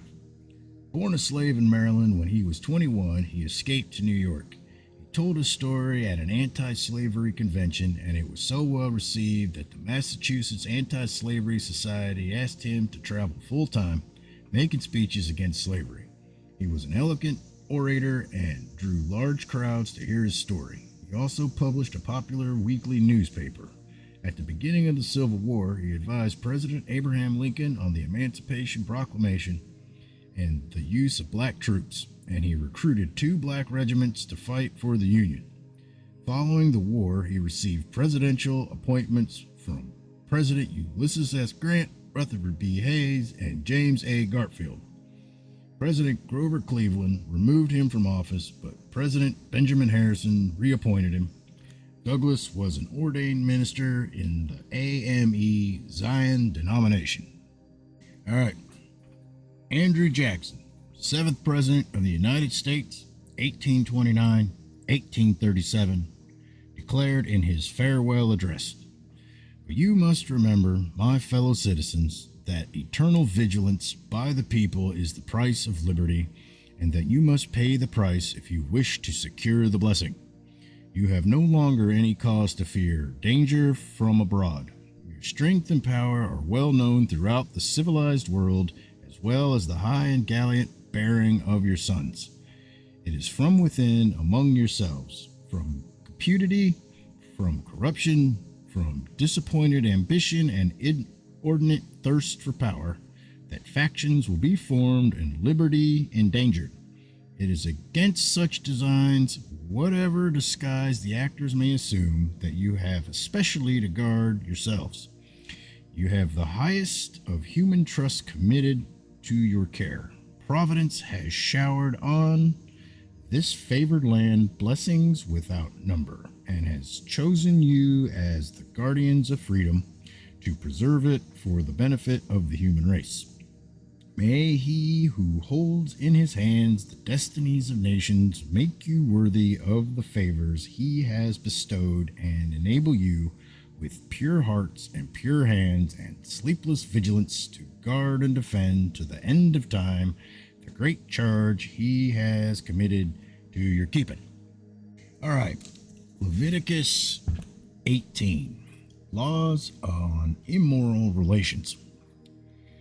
Then the Lord spoke to Moses, saying, "Speak to the sons of Israel, and say to them, I am the Lord your God.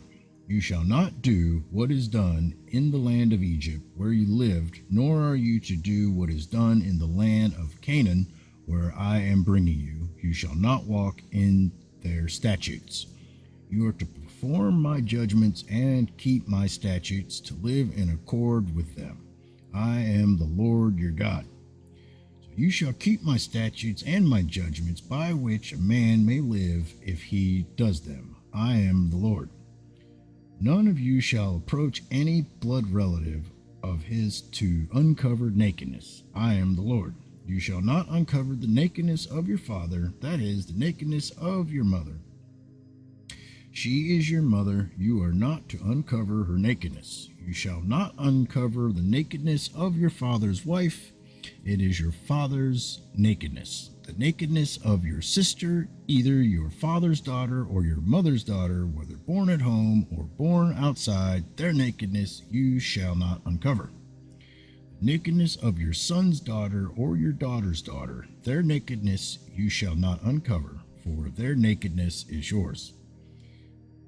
The nakedness of your father's wife's daughter, born to your father, she is your sister. You shall not uncover her nakedness.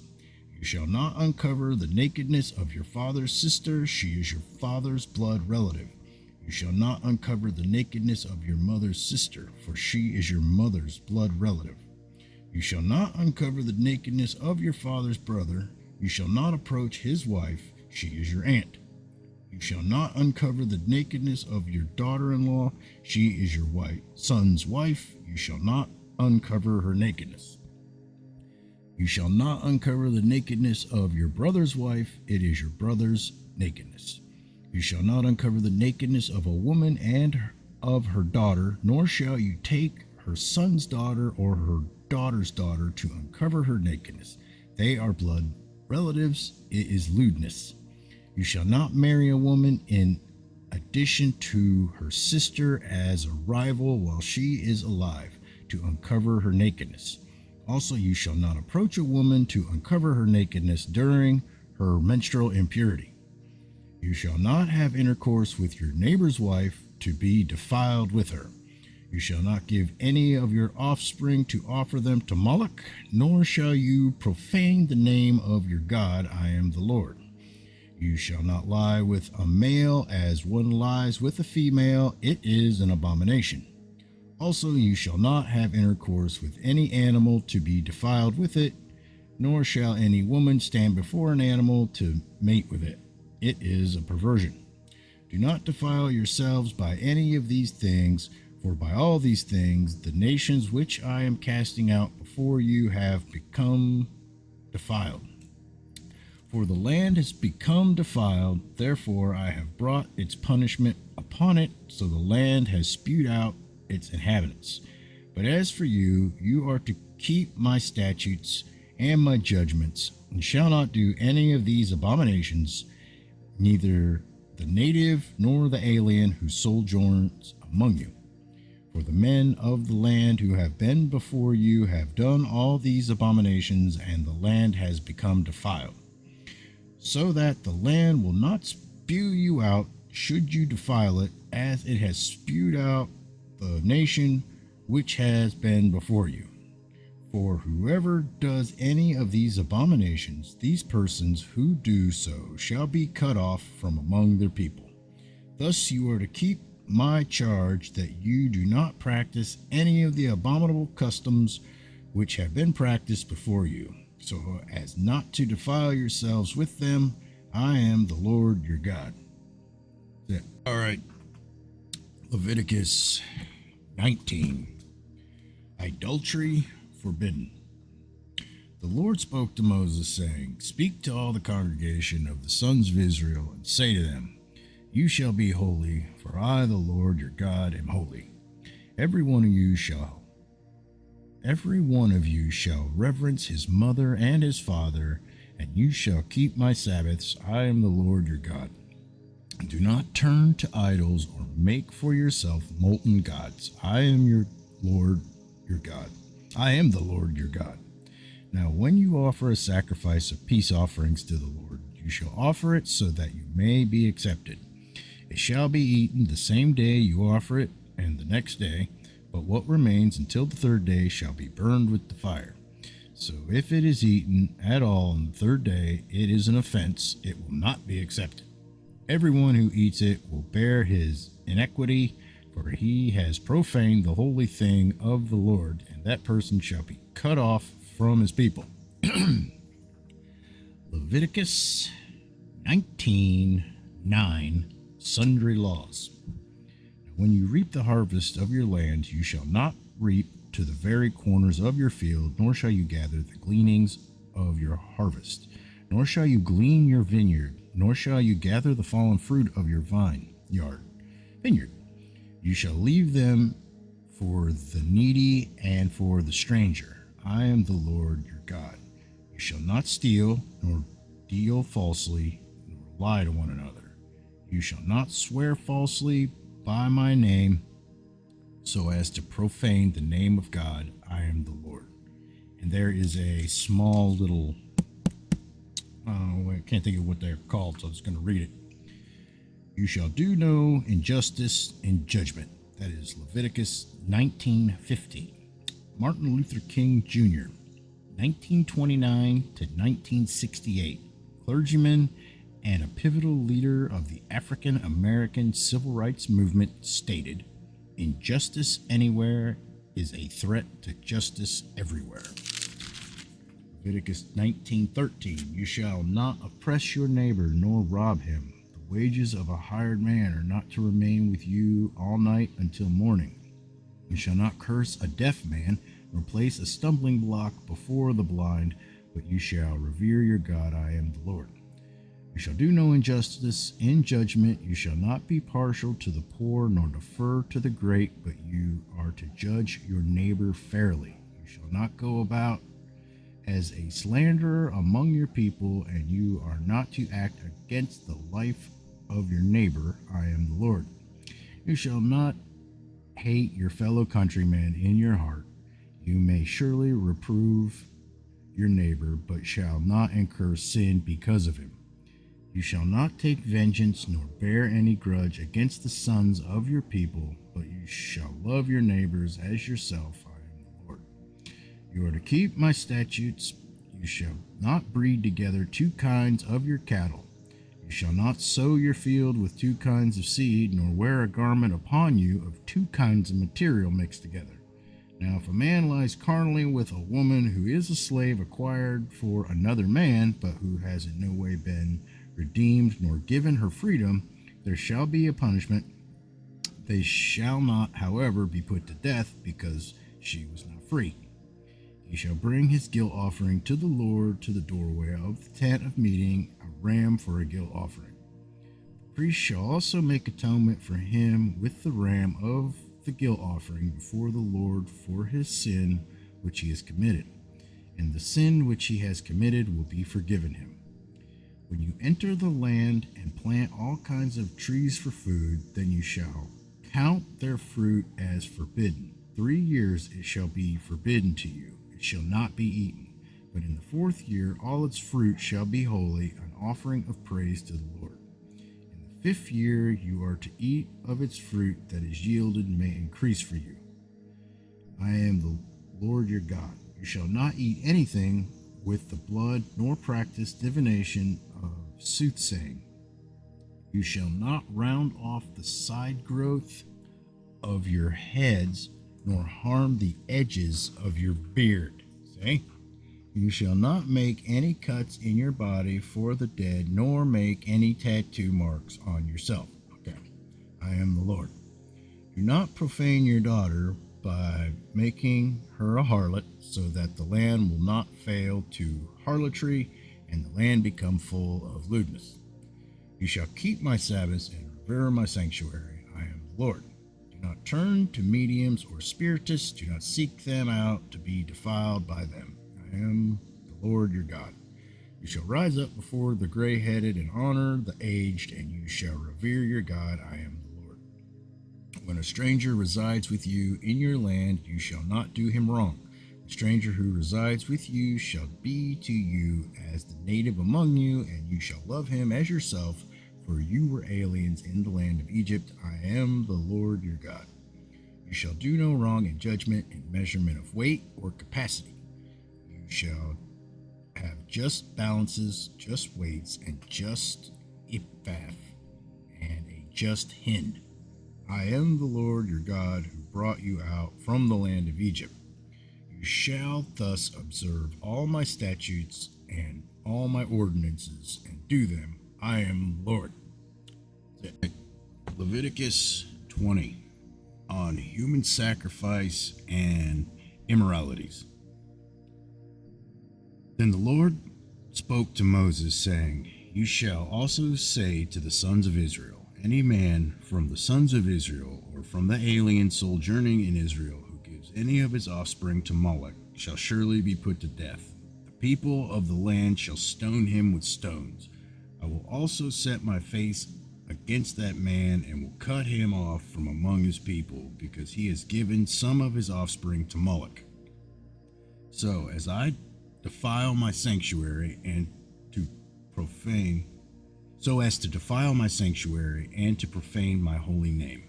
If the people of the land, however, should ever disregard that man when he gives any of his offspring to Moloch, so as not to put him to death, then I myself will set my face against that man and against his family, and I will cut off from among their people both him and all those who play the harlot after him, by playing the harlot after Moloch. As for the person who turns to mediums and to spiritists, I play the harlot after them. I will also set my face against that person, and will cut him off from among his people. You shall consecrate yourselves, therefore, and be holy, for I am the Lord your God. You shall keep my statutes and practice them. I am the Lord who sacrifices you. If there is anyone who curses his father or his mother, he shall surely be put to death. He has cursed his father or his mother. His blood guiltlessness is upon him. If there is a man who commits adultery with another man's wife, one who commits adultery with his friend's wife, the adulterer and the adulteress shall surely be put to death. If there is a man who lies with his father's wife, he has uncovered his father's nakedness. Both of them shall surely be put to death. Their blood guiltiness is upon them. If there is a man who lies with his daughter-in-law, both of them shall surely be put to death. They have committed incest. Their blood guiltlessness is upon them. If there is a man who lies with a male as those who lie with a woman, both of them have committed a detestable act. They shall surely be put to death. Their blood guiltlessness is upon them. If there is a man who marries a woman and her mother, it is immorality. Both he and they shall be burned with fire, so that there will be no immorality in your midst. If there is a man who lies with an animal, he shall surely be put to death. You shall also kill the animal. If there is a woman who approaches any animal to mate with it, you shall kill the woman and the animal. They shall surely be put to death. Their blood guiltiness is upon them. If there is a man who takes his sister, his father's daughter, or his mother's daughter, so that he sees her nakedness and she sees his nakedness, it is a disgrace, and they shall be cut off in the sight of the sons of their people. He has uncovered his sister's nakedness, he bears his guilt. If there is a man who lies with a menstruous woman and uncovers her nakedness, he has laid bare her flow, and she has exposed the flow of her blood. Thus both of them shall be cut off from among their people. You shall also not uncover the nakedness of your mother's sister or your father's sister, for such a one has made naked his blood relative. They will bear their guilt. If there is a man who lies with his uncle's wife, he has uncovered his uncle's nakedness. They will bear their sin. They will die childless. If there is a man who takes his brother's wife, it is abhorrent. He has uncovered his brother's nakedness. They will be childless. You are therefore to keep all my statutes and my ordinances and do them, so that the land to which I am bringing you to live will not spew you out. Moreover, you shall not follow the customs of the nations which I drive out before you, for they did all these things, and therefore I have abhorred them. Hence I have said to you, you are to possess their land, and I myself will give it to you to possess it, a land flowing with milk and honey. I am the Lord your God, who has separated you from the peoples. You are therefore to make a distinction between the clean animal and the unclean, and between the unclean bird and the clean. And you shall not make yourselves detestable by animal or by bird or by anything that creeps on the ground, which I have separated for you as unclean. Thus you are to be holy to me, for I the Lord am holy, and I have set you apart from the peoples to be mine. Now a man or a woman who is a medium or a spiritist shall surely be put to death. They shall be stoned with stones. Their blood guiltlessness is upon them. That's it. All right, Leviticus 21. Regulations concerning priests. Then the Lord said to Moses, Speak to the priests, son of Aaron, and say to them, No one shall defile himself for a dead person among his people, except for his relatives who are nearest to him, his mother and his father and his son and his daughter and his brother, also for his virgin sister who is near to him, because she has had no husband, for her he may defile himself. He shall not defile himself as a relative by marriage among his people, and so profane himself.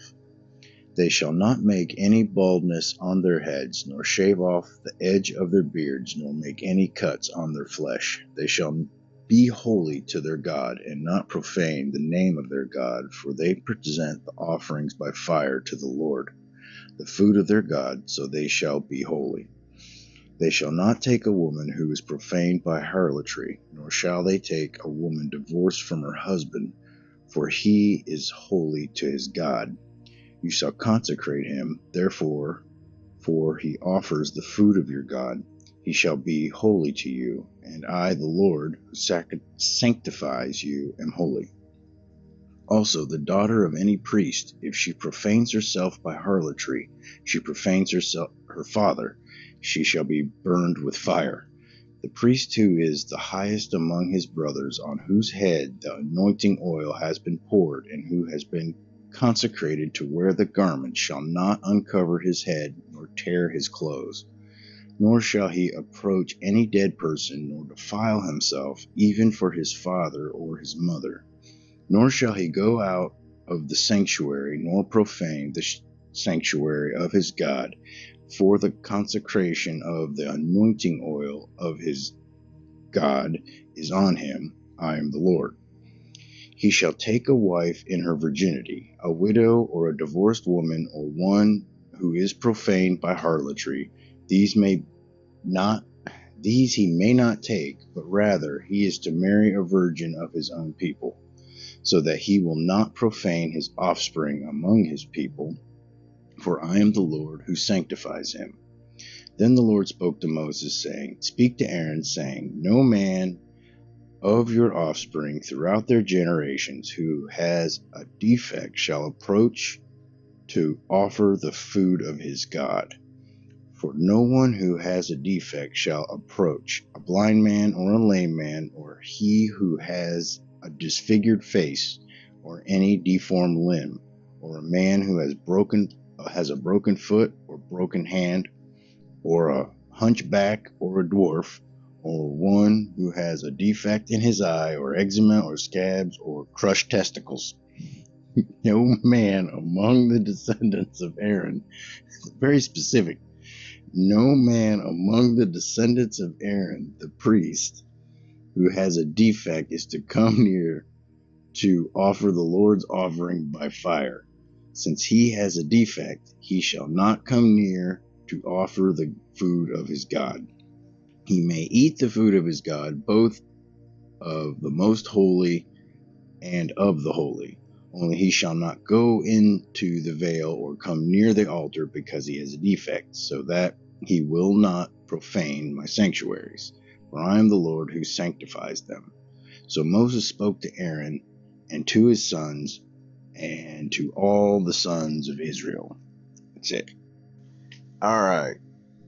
Leviticus 22. Sundry rules for priests.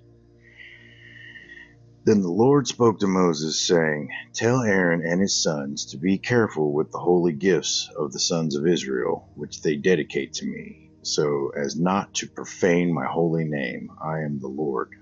Say to them, If any man among all your descendants throughout your generations approaches the holy gifts which the sons of Israel dedicated to the Lord, while he has an uncleanliness, that person shall be cut off from before me. I am the Lord. No man of the descendants of Aaron who is a leper or who has a discharge may eat of the holy gifts until he is clean. And if one touches anything made unclean by a corpse, or if a man has a seminal emission, or if a man touches any teeming things by which he is made unclean, or any man by whom he is made unclean, whatever his uncleanliness, a person who touches any such shall be unclean until evening, and shall not eat of the holy gifts unless he has bathed his body in water. But when the sun sets, he will be clean, and afterward he shall eat of the holy gifts, for it is his food. He shall not eat an animal which dies, or is torn by beasts, becoming unclean by it. I am the Lord. They shall therefore keep my charge, so that they will not bear sin because of it, and die thereby, because they profane it. I am the Lord who sacrifices them.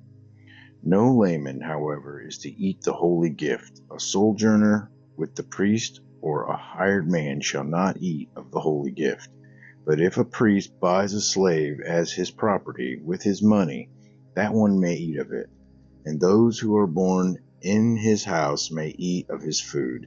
If a priest's daughter is married to a layman, she shall not eat of the offering of the gifts. But if a priest's daughter becomes a widow or divorced and has no child, and returns to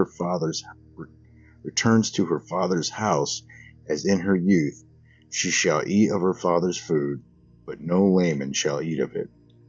But if a man eats a holy gift unintentionally, then he shall add to it a fifth of it, and shall give the holy gift to the priest. They shall not profane the holy gifts of the sons of Israel, which they offer to the Lord, and so cause them to bear punishment for guilt by eating their holy gifts, for I am the Lord who sanctifies them. Leviticus 22:17, flawless animals for sacrifice. Then the Lord spoke to Moses, saying, Speak to Aaron and to his sons, and to all the sons of Israel, and say to them, Any man of the house of Israel, or of the aliens in Israel, who presents his offering, whether it is any of their votive or any of their free will offerings, which they present to the Lord for a burnt offering, for you to be accepted, it must be a male without defect from the cattle, the sheep, or the goats. Whatever has a defect you shall not offer, for it will not be accepted for you. When a man offers a sacrifice of peace offerings to the Lord to fulfill a special vow, or for a free will offering of the herd or of the flock, it must be perfect to be accepted. There shall be no defect in it. Those that are blind or fractured or maimed or having a running sore or eczema or scabs, you shall not offer to the Lord, nor make them an offering by fire on the altar to the Lord. In respect to an ox or a lamb which has an overgrown or stunted member, you may present it for a free will offering, but for a vow it will not be accepted. Also, anything with its testicles bruised or crushed or torn out, you shall not offer to the Lord or sacrifice in your land. Nor shall you accept any such from the hand of a foreigner for offering as the food of your God, for their corruption is in them. They have a defect, they shall not be accepted for you.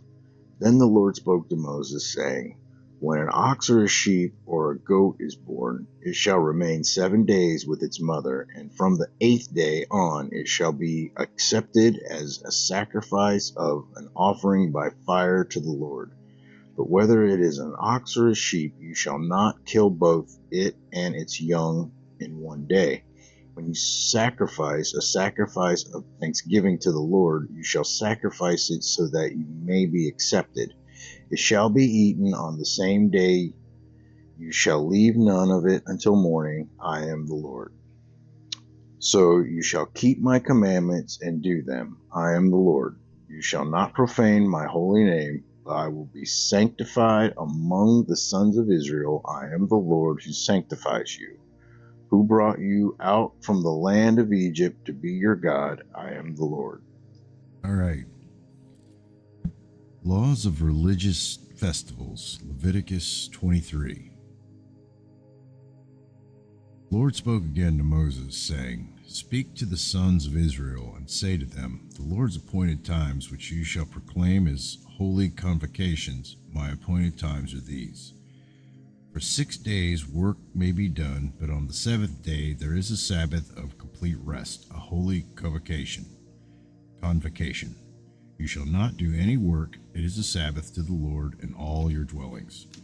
These are the appointed times of the Lord, holy convocations, which you shall proclaim at the times appointed for them.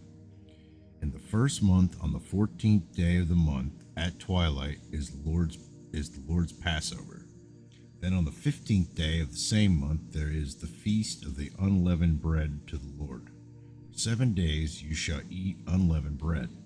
On the first day you shall have a holy convocation. You shall not do any laborious work. But for 7 days you shall present an offering by fire to the Lord. On the 7th day is a holy convocation. You shall not do any laborious work. Then the Lord spoke to Moses, saying, Speak to the sons of Israel and say to them, When you enter the land which I am going to give to you and reap its harvest, then you shall bring in the sheaf of the first fruits of your harvest to the priest. He shall wave the sheaf before the Lord for you to be accepted. On the day after the Sabbath, the priest shall wave it. Now on the day when you wave the sheaf, you shall offer a male lamb 1 year old without defect for a burnt offering to the Lord.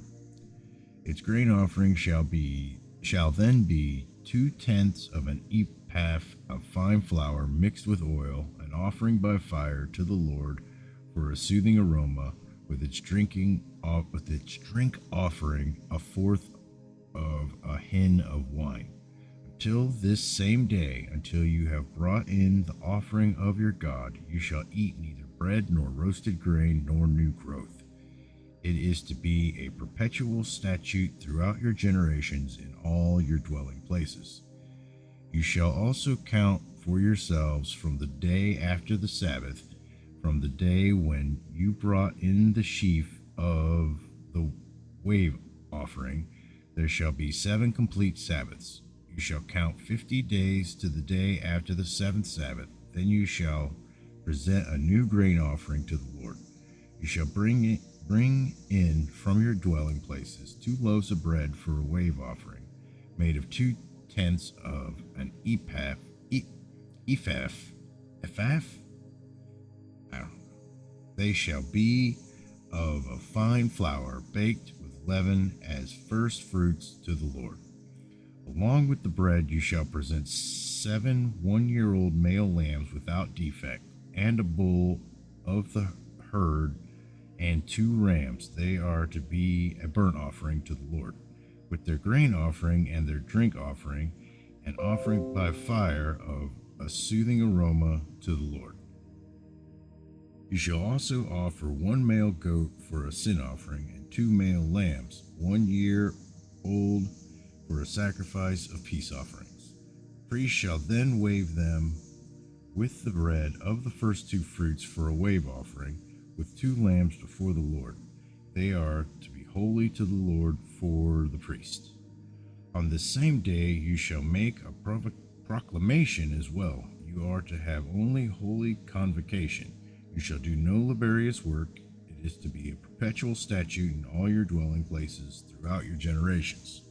When you reap the harvest of your land, moreover, you shall not reap to the very corners of your field, nor gather the gleaning of your harvest. You are to leave them for the needy and the alien. I am the Lord your God. Again, the Lord spoke to Moses, saying, Speak to the sons of Israel, saying, In the 7th month, on the 1st of the month, you shall have a rest, a remainder by blowing of trumpets, a holy convocation. You shall not do any laborious work, but you shall present an offering by fire to the Lord. Leviticus 23:26, Day of Atonement.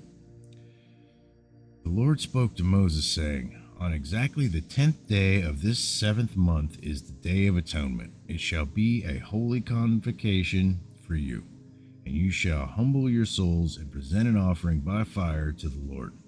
You shall not do any work on this same day, for it is a day of atonement, to make atonement on your behalf before the Lord your God.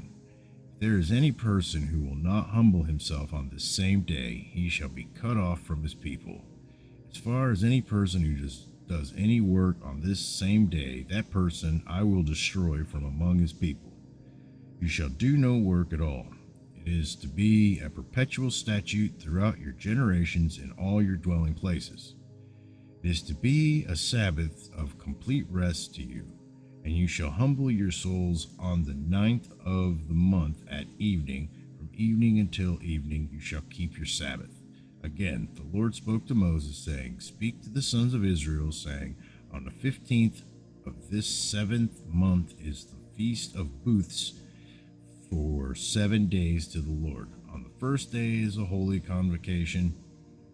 You shall do no laborious work of any kind. For 7 days you shall present an offering by fire to the Lord. On the 8th day you shall have a holy convocation and present an offering by fire to the Lord. It is an assembly. You shall do no laborious work. These are the appointed times of the Lord, which you shall proclaim as holy convocations to present offerings by fire to the Lord, burnt offerings and grain offerings, sacrifices and drink offering. each day's matter on its own day. Besides those of the Sabbaths of the Lord, and besides your gifts, and besides all your votive and freewill offerings which you give to the Lord. On exactly the 15th day of the 7th month, when you have gathered in the crops of the land, you shall celebrate the feast of the Lord for 7 days, with a rest on the first day and a rest on the 8th day. Now on the first day you shall take for yourselves the foliage of beautiful trees, palm branches, and boughs of leafy trees, and willows of the brook. You shall rejoice before the Lord your God for 7 days. You shall thus celebrate it as a feast to the Lord for 7 days in the year. It shall be a perpetual statute throughout your generations. You shall celebrate it in the 7th month. You shall live in booths for 7 days. All the native born in Israel shall live in booths, so that your generations may know that I had the sons of Israel live in booths when I brought them out from the land of Egypt. I am the Lord your God. So Moses declared to the sons of Israel the appointed times of the Lord. That's it. All right, Leviticus 24, the lamp and the bread of the sanctuary.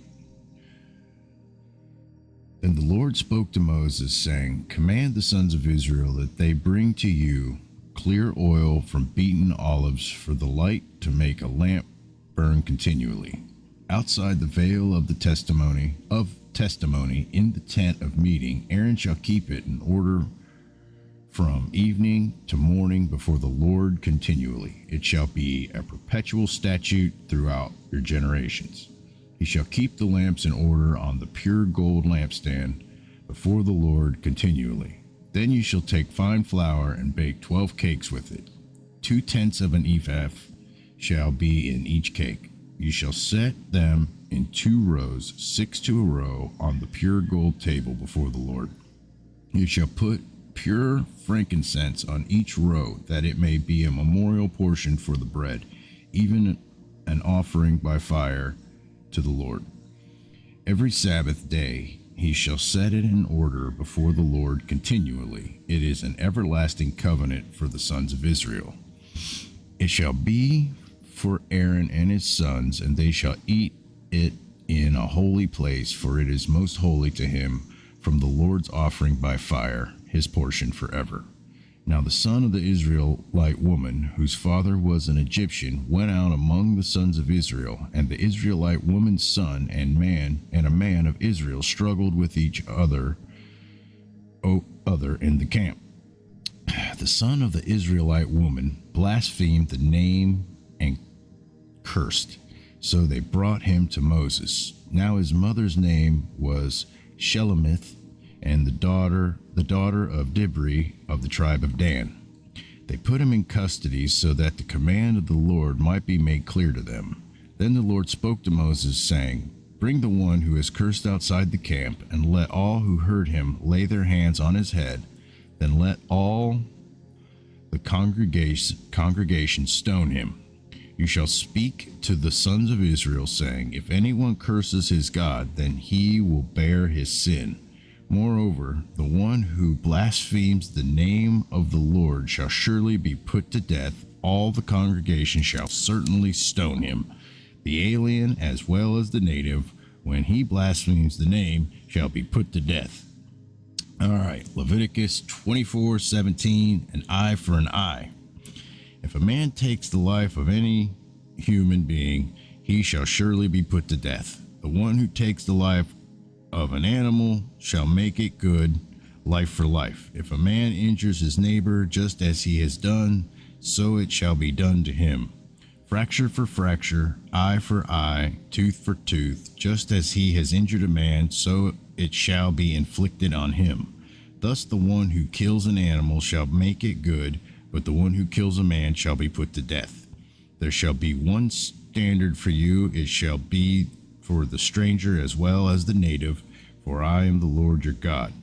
Then Moses spoke to the sons of Israel, and they brought the one who had cursed outside the camp and stoned him with stones. Thus the sons of Israel did just as the Lord had commanded Moses. That's it. All right. Leviticus 25, the Sabbatic year and year of Jubilee. The Lord then spoke to Moses at Mount Sinai, saying, Speak to the sons of Israel and say to them, When you come into the land which I shall give you, then the land shall have a Sabbath to the Lord. 6 years you shall sow your field, and 6 years you shall prune your vineyard and gather in its crop. But during the 7th year, the land shall have a Sabbath rest, a Sabbath to the Lord. You shall not sow your field nor prune your vineyard. Your harvest aftergrowth you shall not reap, and your grapes of untrimmed vines you shall not gather. The land shall have a sabbatical year. All of you shall have the Sabbath products of the land for food, yourself and your male and female slaves, and your hired man and your foreign resident, those who live as aliens with you. Even your cattle and the animals that are in your land shall have all its crops to eat. You are also to count off 7 Sabbaths of years for yourself, 7 times 7 years, so that you have the time of the 7 Sabbaths of years, namely 49 years. You shall then sound a ram's horn abroad on the 10th day of the 7th month. On the day of atonement you shall sound a horn all through your land. You shall thus consecrate the 15th year and proclaim a release through the land to all its inhabitants. It shall be a jubilee for you, and each of you shall return to his own property, and each of you shall return to his family. You shall have the 50th year as a jubilee. I'm sorry. You shall have the 50th. Doesn't look right. 50th year as a jubilee. You shall not sow nor reap its aftergrowth, nor gather in from its untrimmed vines, for it is a jubilee. It shall be holy to you. You shall eat its crops out of the field. On this year of jubilee, each of you shall return to his own property. You shall make a sale, moreover, to your friend, or buy from your friend's hand. You shall not wrong one another. Corresponding to the number of years after the Jubilee, you shall buy from your friend. He is to sell to you according to the number of years of crops, in proportion to the extent of the 3 of the years you shall increase its price, and in proportion to the fewness of the years you shall diminish its price, for it is a number of crops he is selling to you. So you shall not wrong one another, but you shall fear your God, for I am the Lord your God. You shall thus observe my statutes and keep my judgments, so as to carry them out, that you may live securely on the land. Then the land will yield its produce, so that you can eat your fill and live securely on it. But if you say, What are we going to eat on the 7th year if we do not sow or gather our crops? Then I will so order my blessing for you in the 6th year, that it will bring forth the crop for 3 years. When you are sowing the 8th year, you can still eat old things from the crop, eating the old until the 9th year, when its crop comes in. Yikes. All right. Leviticus 25:23, the law of redemption. The land, moreover, shall not be sold permanently, for the land is mine, for you are but aliens and sojourners with me. Thus, for every piece of your property, you are to provide for the redemption of the land. If a fellow countryman of yours becomes so poor that he has to sell part of his property, then his nearest kinsman is to come and buy back what his relative has sold. Or in case a man has no kinsman, but so recovers his means as to find sufficient for its redemption, then he shall calculate the years since its sale and refund the balance to the man to whom he sold it, and so return to his property. But if he has not found sufficient means to get it back for himself, then what he has sold shall remain in the hands of its purchaser until the year of Jubilee. But at the Jubilee it shall revert that he may return to his property. Likewise, if a man sells a dwelling house in a walled city, then his redemption right remains valid until a full year from its sale. His right of redemption lasts a full year. But if it is not bought back for him within the space of a full year, then the house that is in the walled city passes permanently to its purchaser throughout his generations. It does not revert in the Jubilee. The houses of the villages, however, which have no surrounding walls, shall be considered as open fields. They have redemption rights and revert in the Jubilee. As for cities of the Levites have a permanent right of redemption for the houses of the cities which are their possession. What therefore belongs to the Levites may be redeemed, and a house sale in the city of this possession reverts in the Jubilee. For the houses of the cities of the Levites are their possession among the sons of Israel. But pasture fields of their cities shall not be sold, for that is their perpetual possession. Leviticus 25:35 of poor countrymen. Now, in the case a countryman of yours becomes poor, and his means with regard to you falter, then you are to sustain him like a stranger or a sojourner, that he may live with you. Do not take usurious interest from him, but revere your God, that your countryman may live with you. You shall not give him your silver at interest, nor your food for gain. I am the Lord your God, who brought you out of the land of Egypt to give you the land of Canaan and to be your God. If a countryman of yours becomes so poor with regard to you that he sells himself to you, you shall not subject him to a slave service. He shall be with you as a hired man, as if he were a sojourner. He shall serve with you until the year of Jubilee. He shall then go out from you, he and his sons with him, and shall go back to his family, that he may return to the property of his forefathers. For they are my servants, whom I brought out from the land of Egypt. They are not to be sold in a slave sale. You shall not rule over him with severity, but are to revere your God. As for your male and female slaves whom you may have, you may acquire male and female slaves from the pagan nations that are around you. Then too it is out of the sons of the sojourners who live as aliens among you that you may gain acquisition, and out of their families who are with you, whom they will have produced in your land, they also may become your possession. You may even bequeath them to your sons after you to receive as a possession. You can use them as permanent slaves. But in respect to your countrymen, the sons of Israel, you shall not rule with severity over one another. Leviticus 25:47 of redeeming a poor man.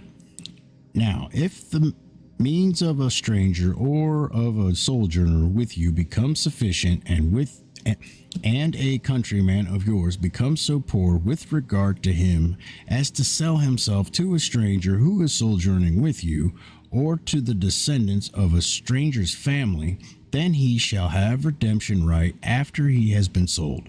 One of his brothers may redeem him, or his uncle's son may redeem him, or one of his blood relatives from his family may redeem him, or if he prospers, he may redeem himself. He then with his purchaser shall calculate from the year when he sold himself to him up to the year of Jubilee, and the price of his sale shall correspond to the number of years. It is like the days of a hired man that he shall be with him. If there are still many years, he shall refund part of his purchase price in proportion to them for his own redemption. And if a few years remain until the year of Jubilee, he shall so calculate with him in proportion to his years he is to refund the amount for his redemption. Like a man hired year by year, he shall be with him. He shall not rule over him with severity in your sight. Even if he is not redeemed by these means, he shall still go out in the year of Jubilee, he and his sons with him. For the sons of Israel are my servants, they are my servants whom I brought out from the land of Egypt. I am the Lord your God. That's it. All right. There's a excerpt here for Leviticus 25 called Proclaim Liberty. July 1776 was one of the most significant months in American history, for it was when the American nation was officially born. In the weeks preceding that birth, on June 7th, a motion was introduced in Congress that America separate from Great Britain. Beards in my mouth. A committee of 5 was convened to draft a document to announce the separation, and on June 28th, the proposed declaration was presented to Congress for review and amendment. On July 2nd, 1776, Congress voted to approve the complete separation, and on July 4th, they approved the Declaration of Independence, the nation's birth certificate. 4 days later, on July 8th, the famous bell hanging in the Tower of Independence Hall, now known as the Liberty Bell, was rung to call citizens to assemble together outside the State House for a special announcement. When the crowd gathered, the new Declaration of Independence was read to them by Colonel John Nixon, who was placed in command of the defenses of Philadelphia. Most citizens today assume that the famous bell derives its name from the fact that it rang when America announced its liberty.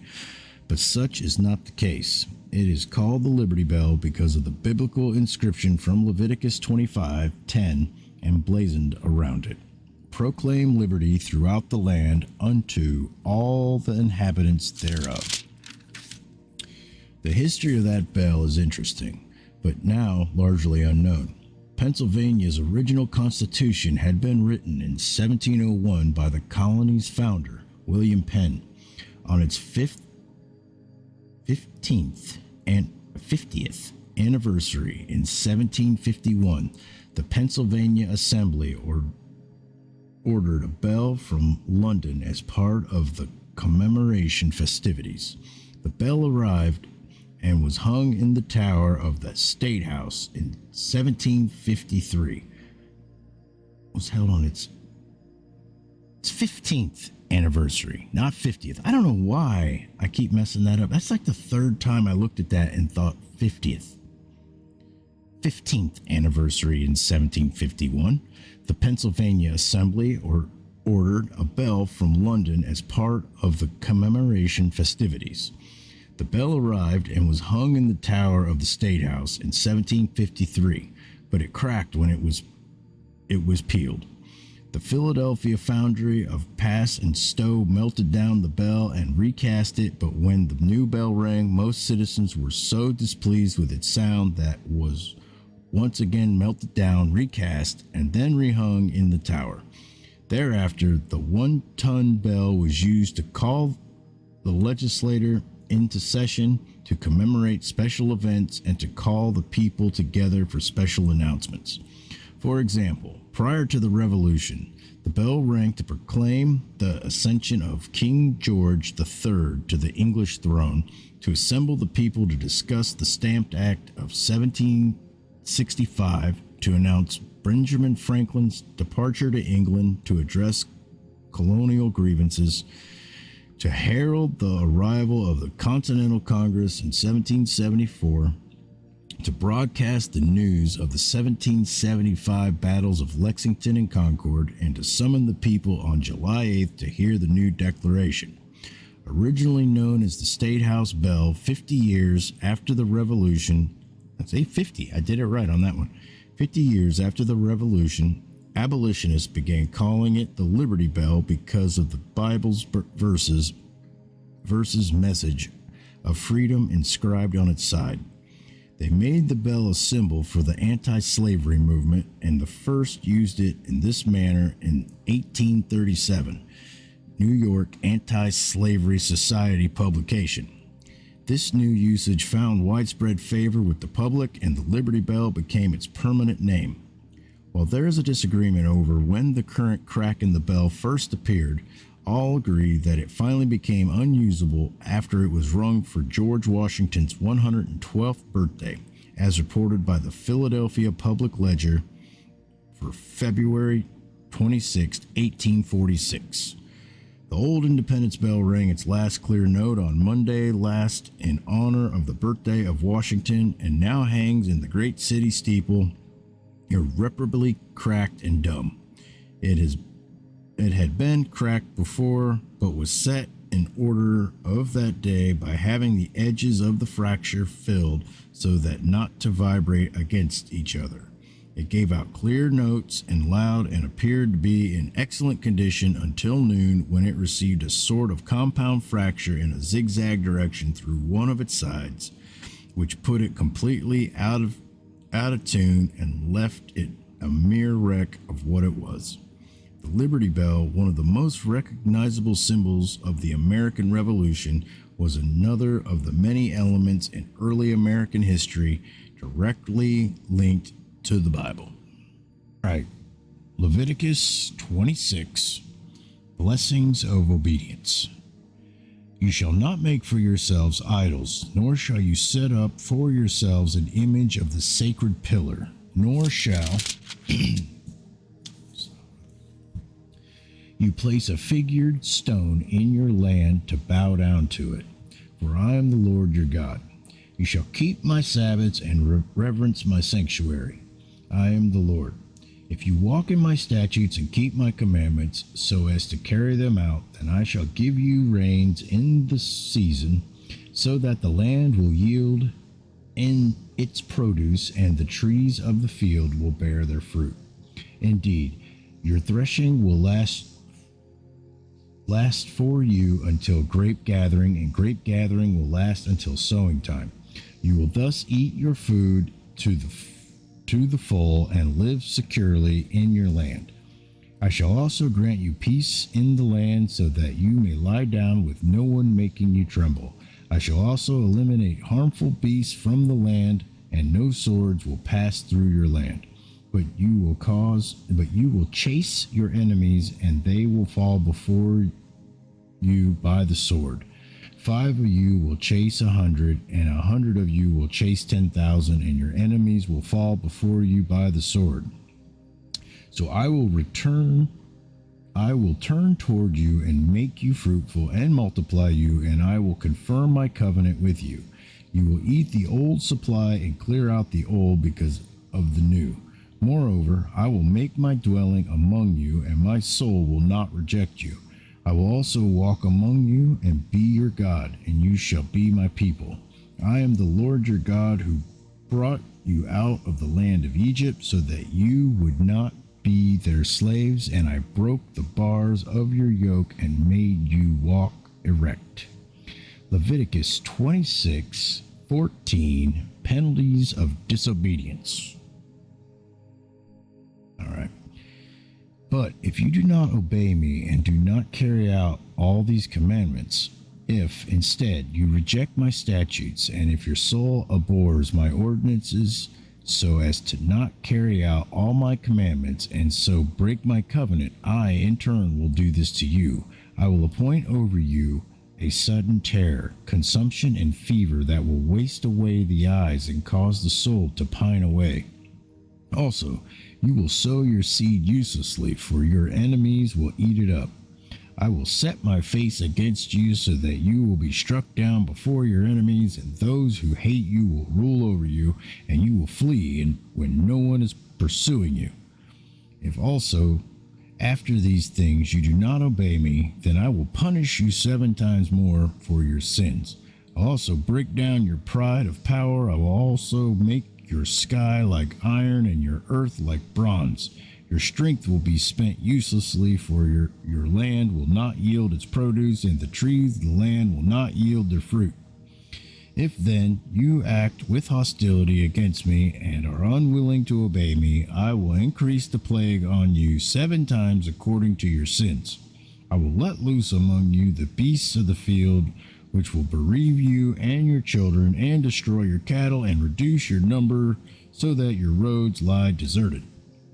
And if by these things you are not turned to me, but act with hostility against me, then I will act with hostility against you, and I, even I, will strike you 7 times for your sins.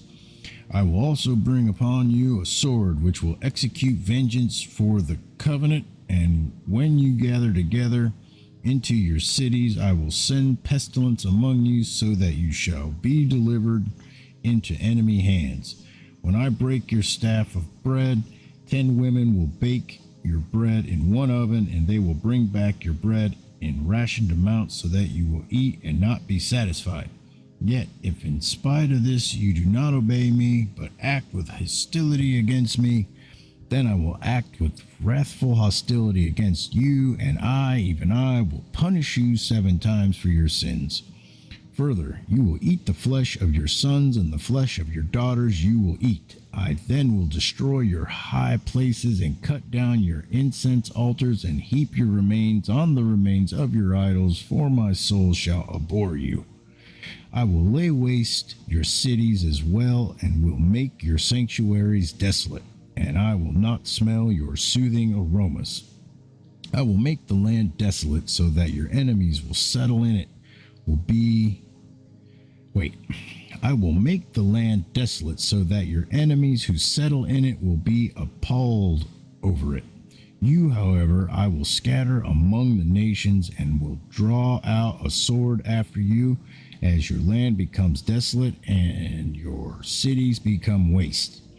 Then the land will enjoy its Sabbaths all the days of the desolation while you are in your enemy's land. Then the land will rest and enjoy its Sabbaths. All the days of its desolation it will observe the rest, which it did not observe on your Sabbaths while you were living on it. As for those of you who may be left, I will also bring weakness into their hearts in the lands of their enemies. And the sound of the driven leaf will cause them, and even when no one is pursuing, they will flee, as though from the sword, and they will fall. They will therefore stumble over each other as if running from the sword, although no one is pursuing, and you will have no strength to stand up before your enemies. But you will perish among the nations, and your enemies' land will consume you. So those of you who may be left will rot away because of their iniquity in the lands of your enemies, and also because of the iniquities of their forefathers, they will rot away with them. If they confess their iniquity and the iniquity of their forefathers in their unfaithfulness which they committed against me, and also in their acting with hostility against me, I also was acting with hostility against them to bring them into the land of their enemies, or if their uncircumcised heart becomes humbled, so that they then make amends for their iniquity, then I will remember my covenant with Jacob, and I will remember also my covenant with Isaac, and my covenant with Abraham as well, and I will remember the land, for the land will be abandoned by them, and will make up for its Sabbaths while it is made desolate without them. They, meanwhile, will be making amends for their iniquity, because they rejected my ordinances, and their soul abhorred my statutes. Yet, in spite of this, when they are in the land of their enemies, I will not reject them, nor will I so abhor them as to destroy them, breaking my covenant with them, for I am the Lord their God. But I will remember for them the covenant with their ancestors, whom I brought out of the land of Egypt in the sight of the nations, that I might be their God. I am the Lord. These are the statutes and ordinances and laws which the Lord established between himself and the sons of Israel through Moses on Mount Sinai. That's it. All right. Leviticus 27. And I think that's going to be the end for Leviticus. All right. Rules concerning valuations. Again, the Lord spoke to Moses, saying, "Speak to the sons of Israel and say to them, when a man makes a difficult vow, he should be valued according to your valuation of persons belonging to the Lord.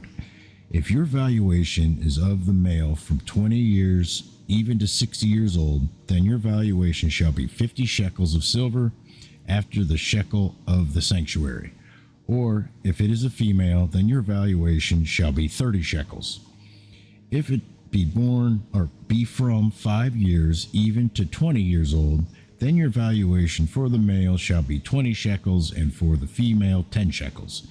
But if they are from a month even up to 5 years old, then your valuation shall be 5 shekels of silver for the male, and for the female your valuation shall be 3 shekels of silver. If they are from 60 years old and upward, if it is a male, then your valuation shall be 15 shekels, and for the female 10 shekels. But if he is poorer than your valuation, then he shall be placed before the priest, and the priest shall value him. According to the means of the one who vowed, the priest shall value him. Now, if it is an animal of the kind which men can present as an offering to the Lord, any such that one gives to the Lord shall be holy. He shall not replace it or exchange it, a good for a bad, or a bad for a good. Or if he does exchange an animal for an animal, wait a minute. He shall not replace it or exchange it, a good for a bad, or a bad for a good. Or if he does exchange animal for animal, then both it and its substitute shall become holy. If, however, it is in any unclean animal of the kind which men do not present as an offering to the Lord, then he shall place the animal before the priest. The priest shall value it as either good or bad, as you, the priest, value it, so it shall be.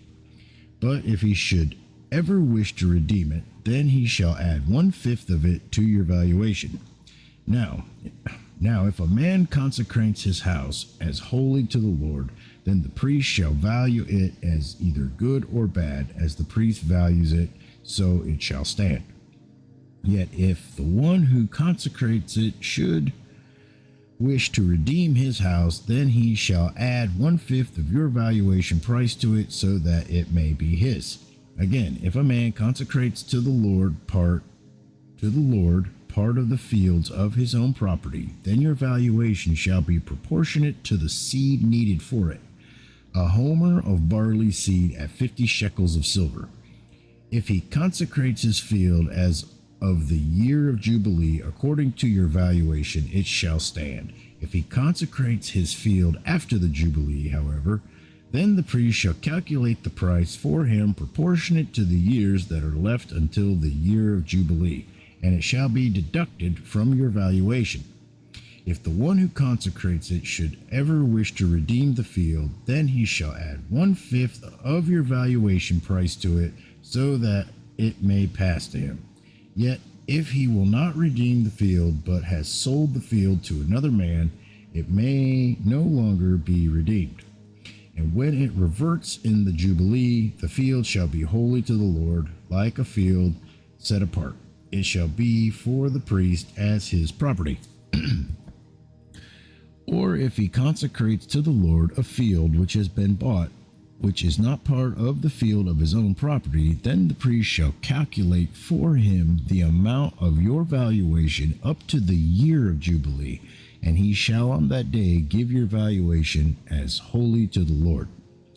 If the year of Jubilee, in the year of Jubilee, the field shall return to the one from whom he bought it, to whom the possession of the land belongs. Every valuation of yours, moreover, shall be after the shekel of the sanctuary. The shekel shall be 20 gerahs. However, a firstborn among animals, which as a firstborn belongs to the Lord, no man may consecrate it. Whether ox or sheep, it is the Lord's. But if it is among the unclean animals, then he shall redeem it according to your valuation, and add to it 1/5 of it. And if it is not redeemed, then it shall be sold according to your valuation. Nevertheless, anything which a man sets apart to the Lord out of all that he has, of man or animal, or of the fields, of his own property shall not be sold or redeemed. Anything devoted to destruction is most holy to the Lord. No one who may have been set apart among men shall be ransomed. He shall surely be put to death. Thus all the tithe of the land, of the seed of the land, or of the fruit of the tree is the Lord's. It is holy to the Lord. If therefore a man wishes to redeem part of his tithe, he shall add to it 1/5 of it. For every 10th part of herd or flock, whatever passes under the rod, the 10th one shall be holy to the Lord. He is not to be concerned whether it is good or bad, nor shall he exchange it, or if he does exchange it, then both it and its substitute shall become holy. It shall not be redeemed. These are the commandments which the Lord commanded Moses for the sons of Israel at Mount Sinai. That concludes Leviticus. Next, Numbers.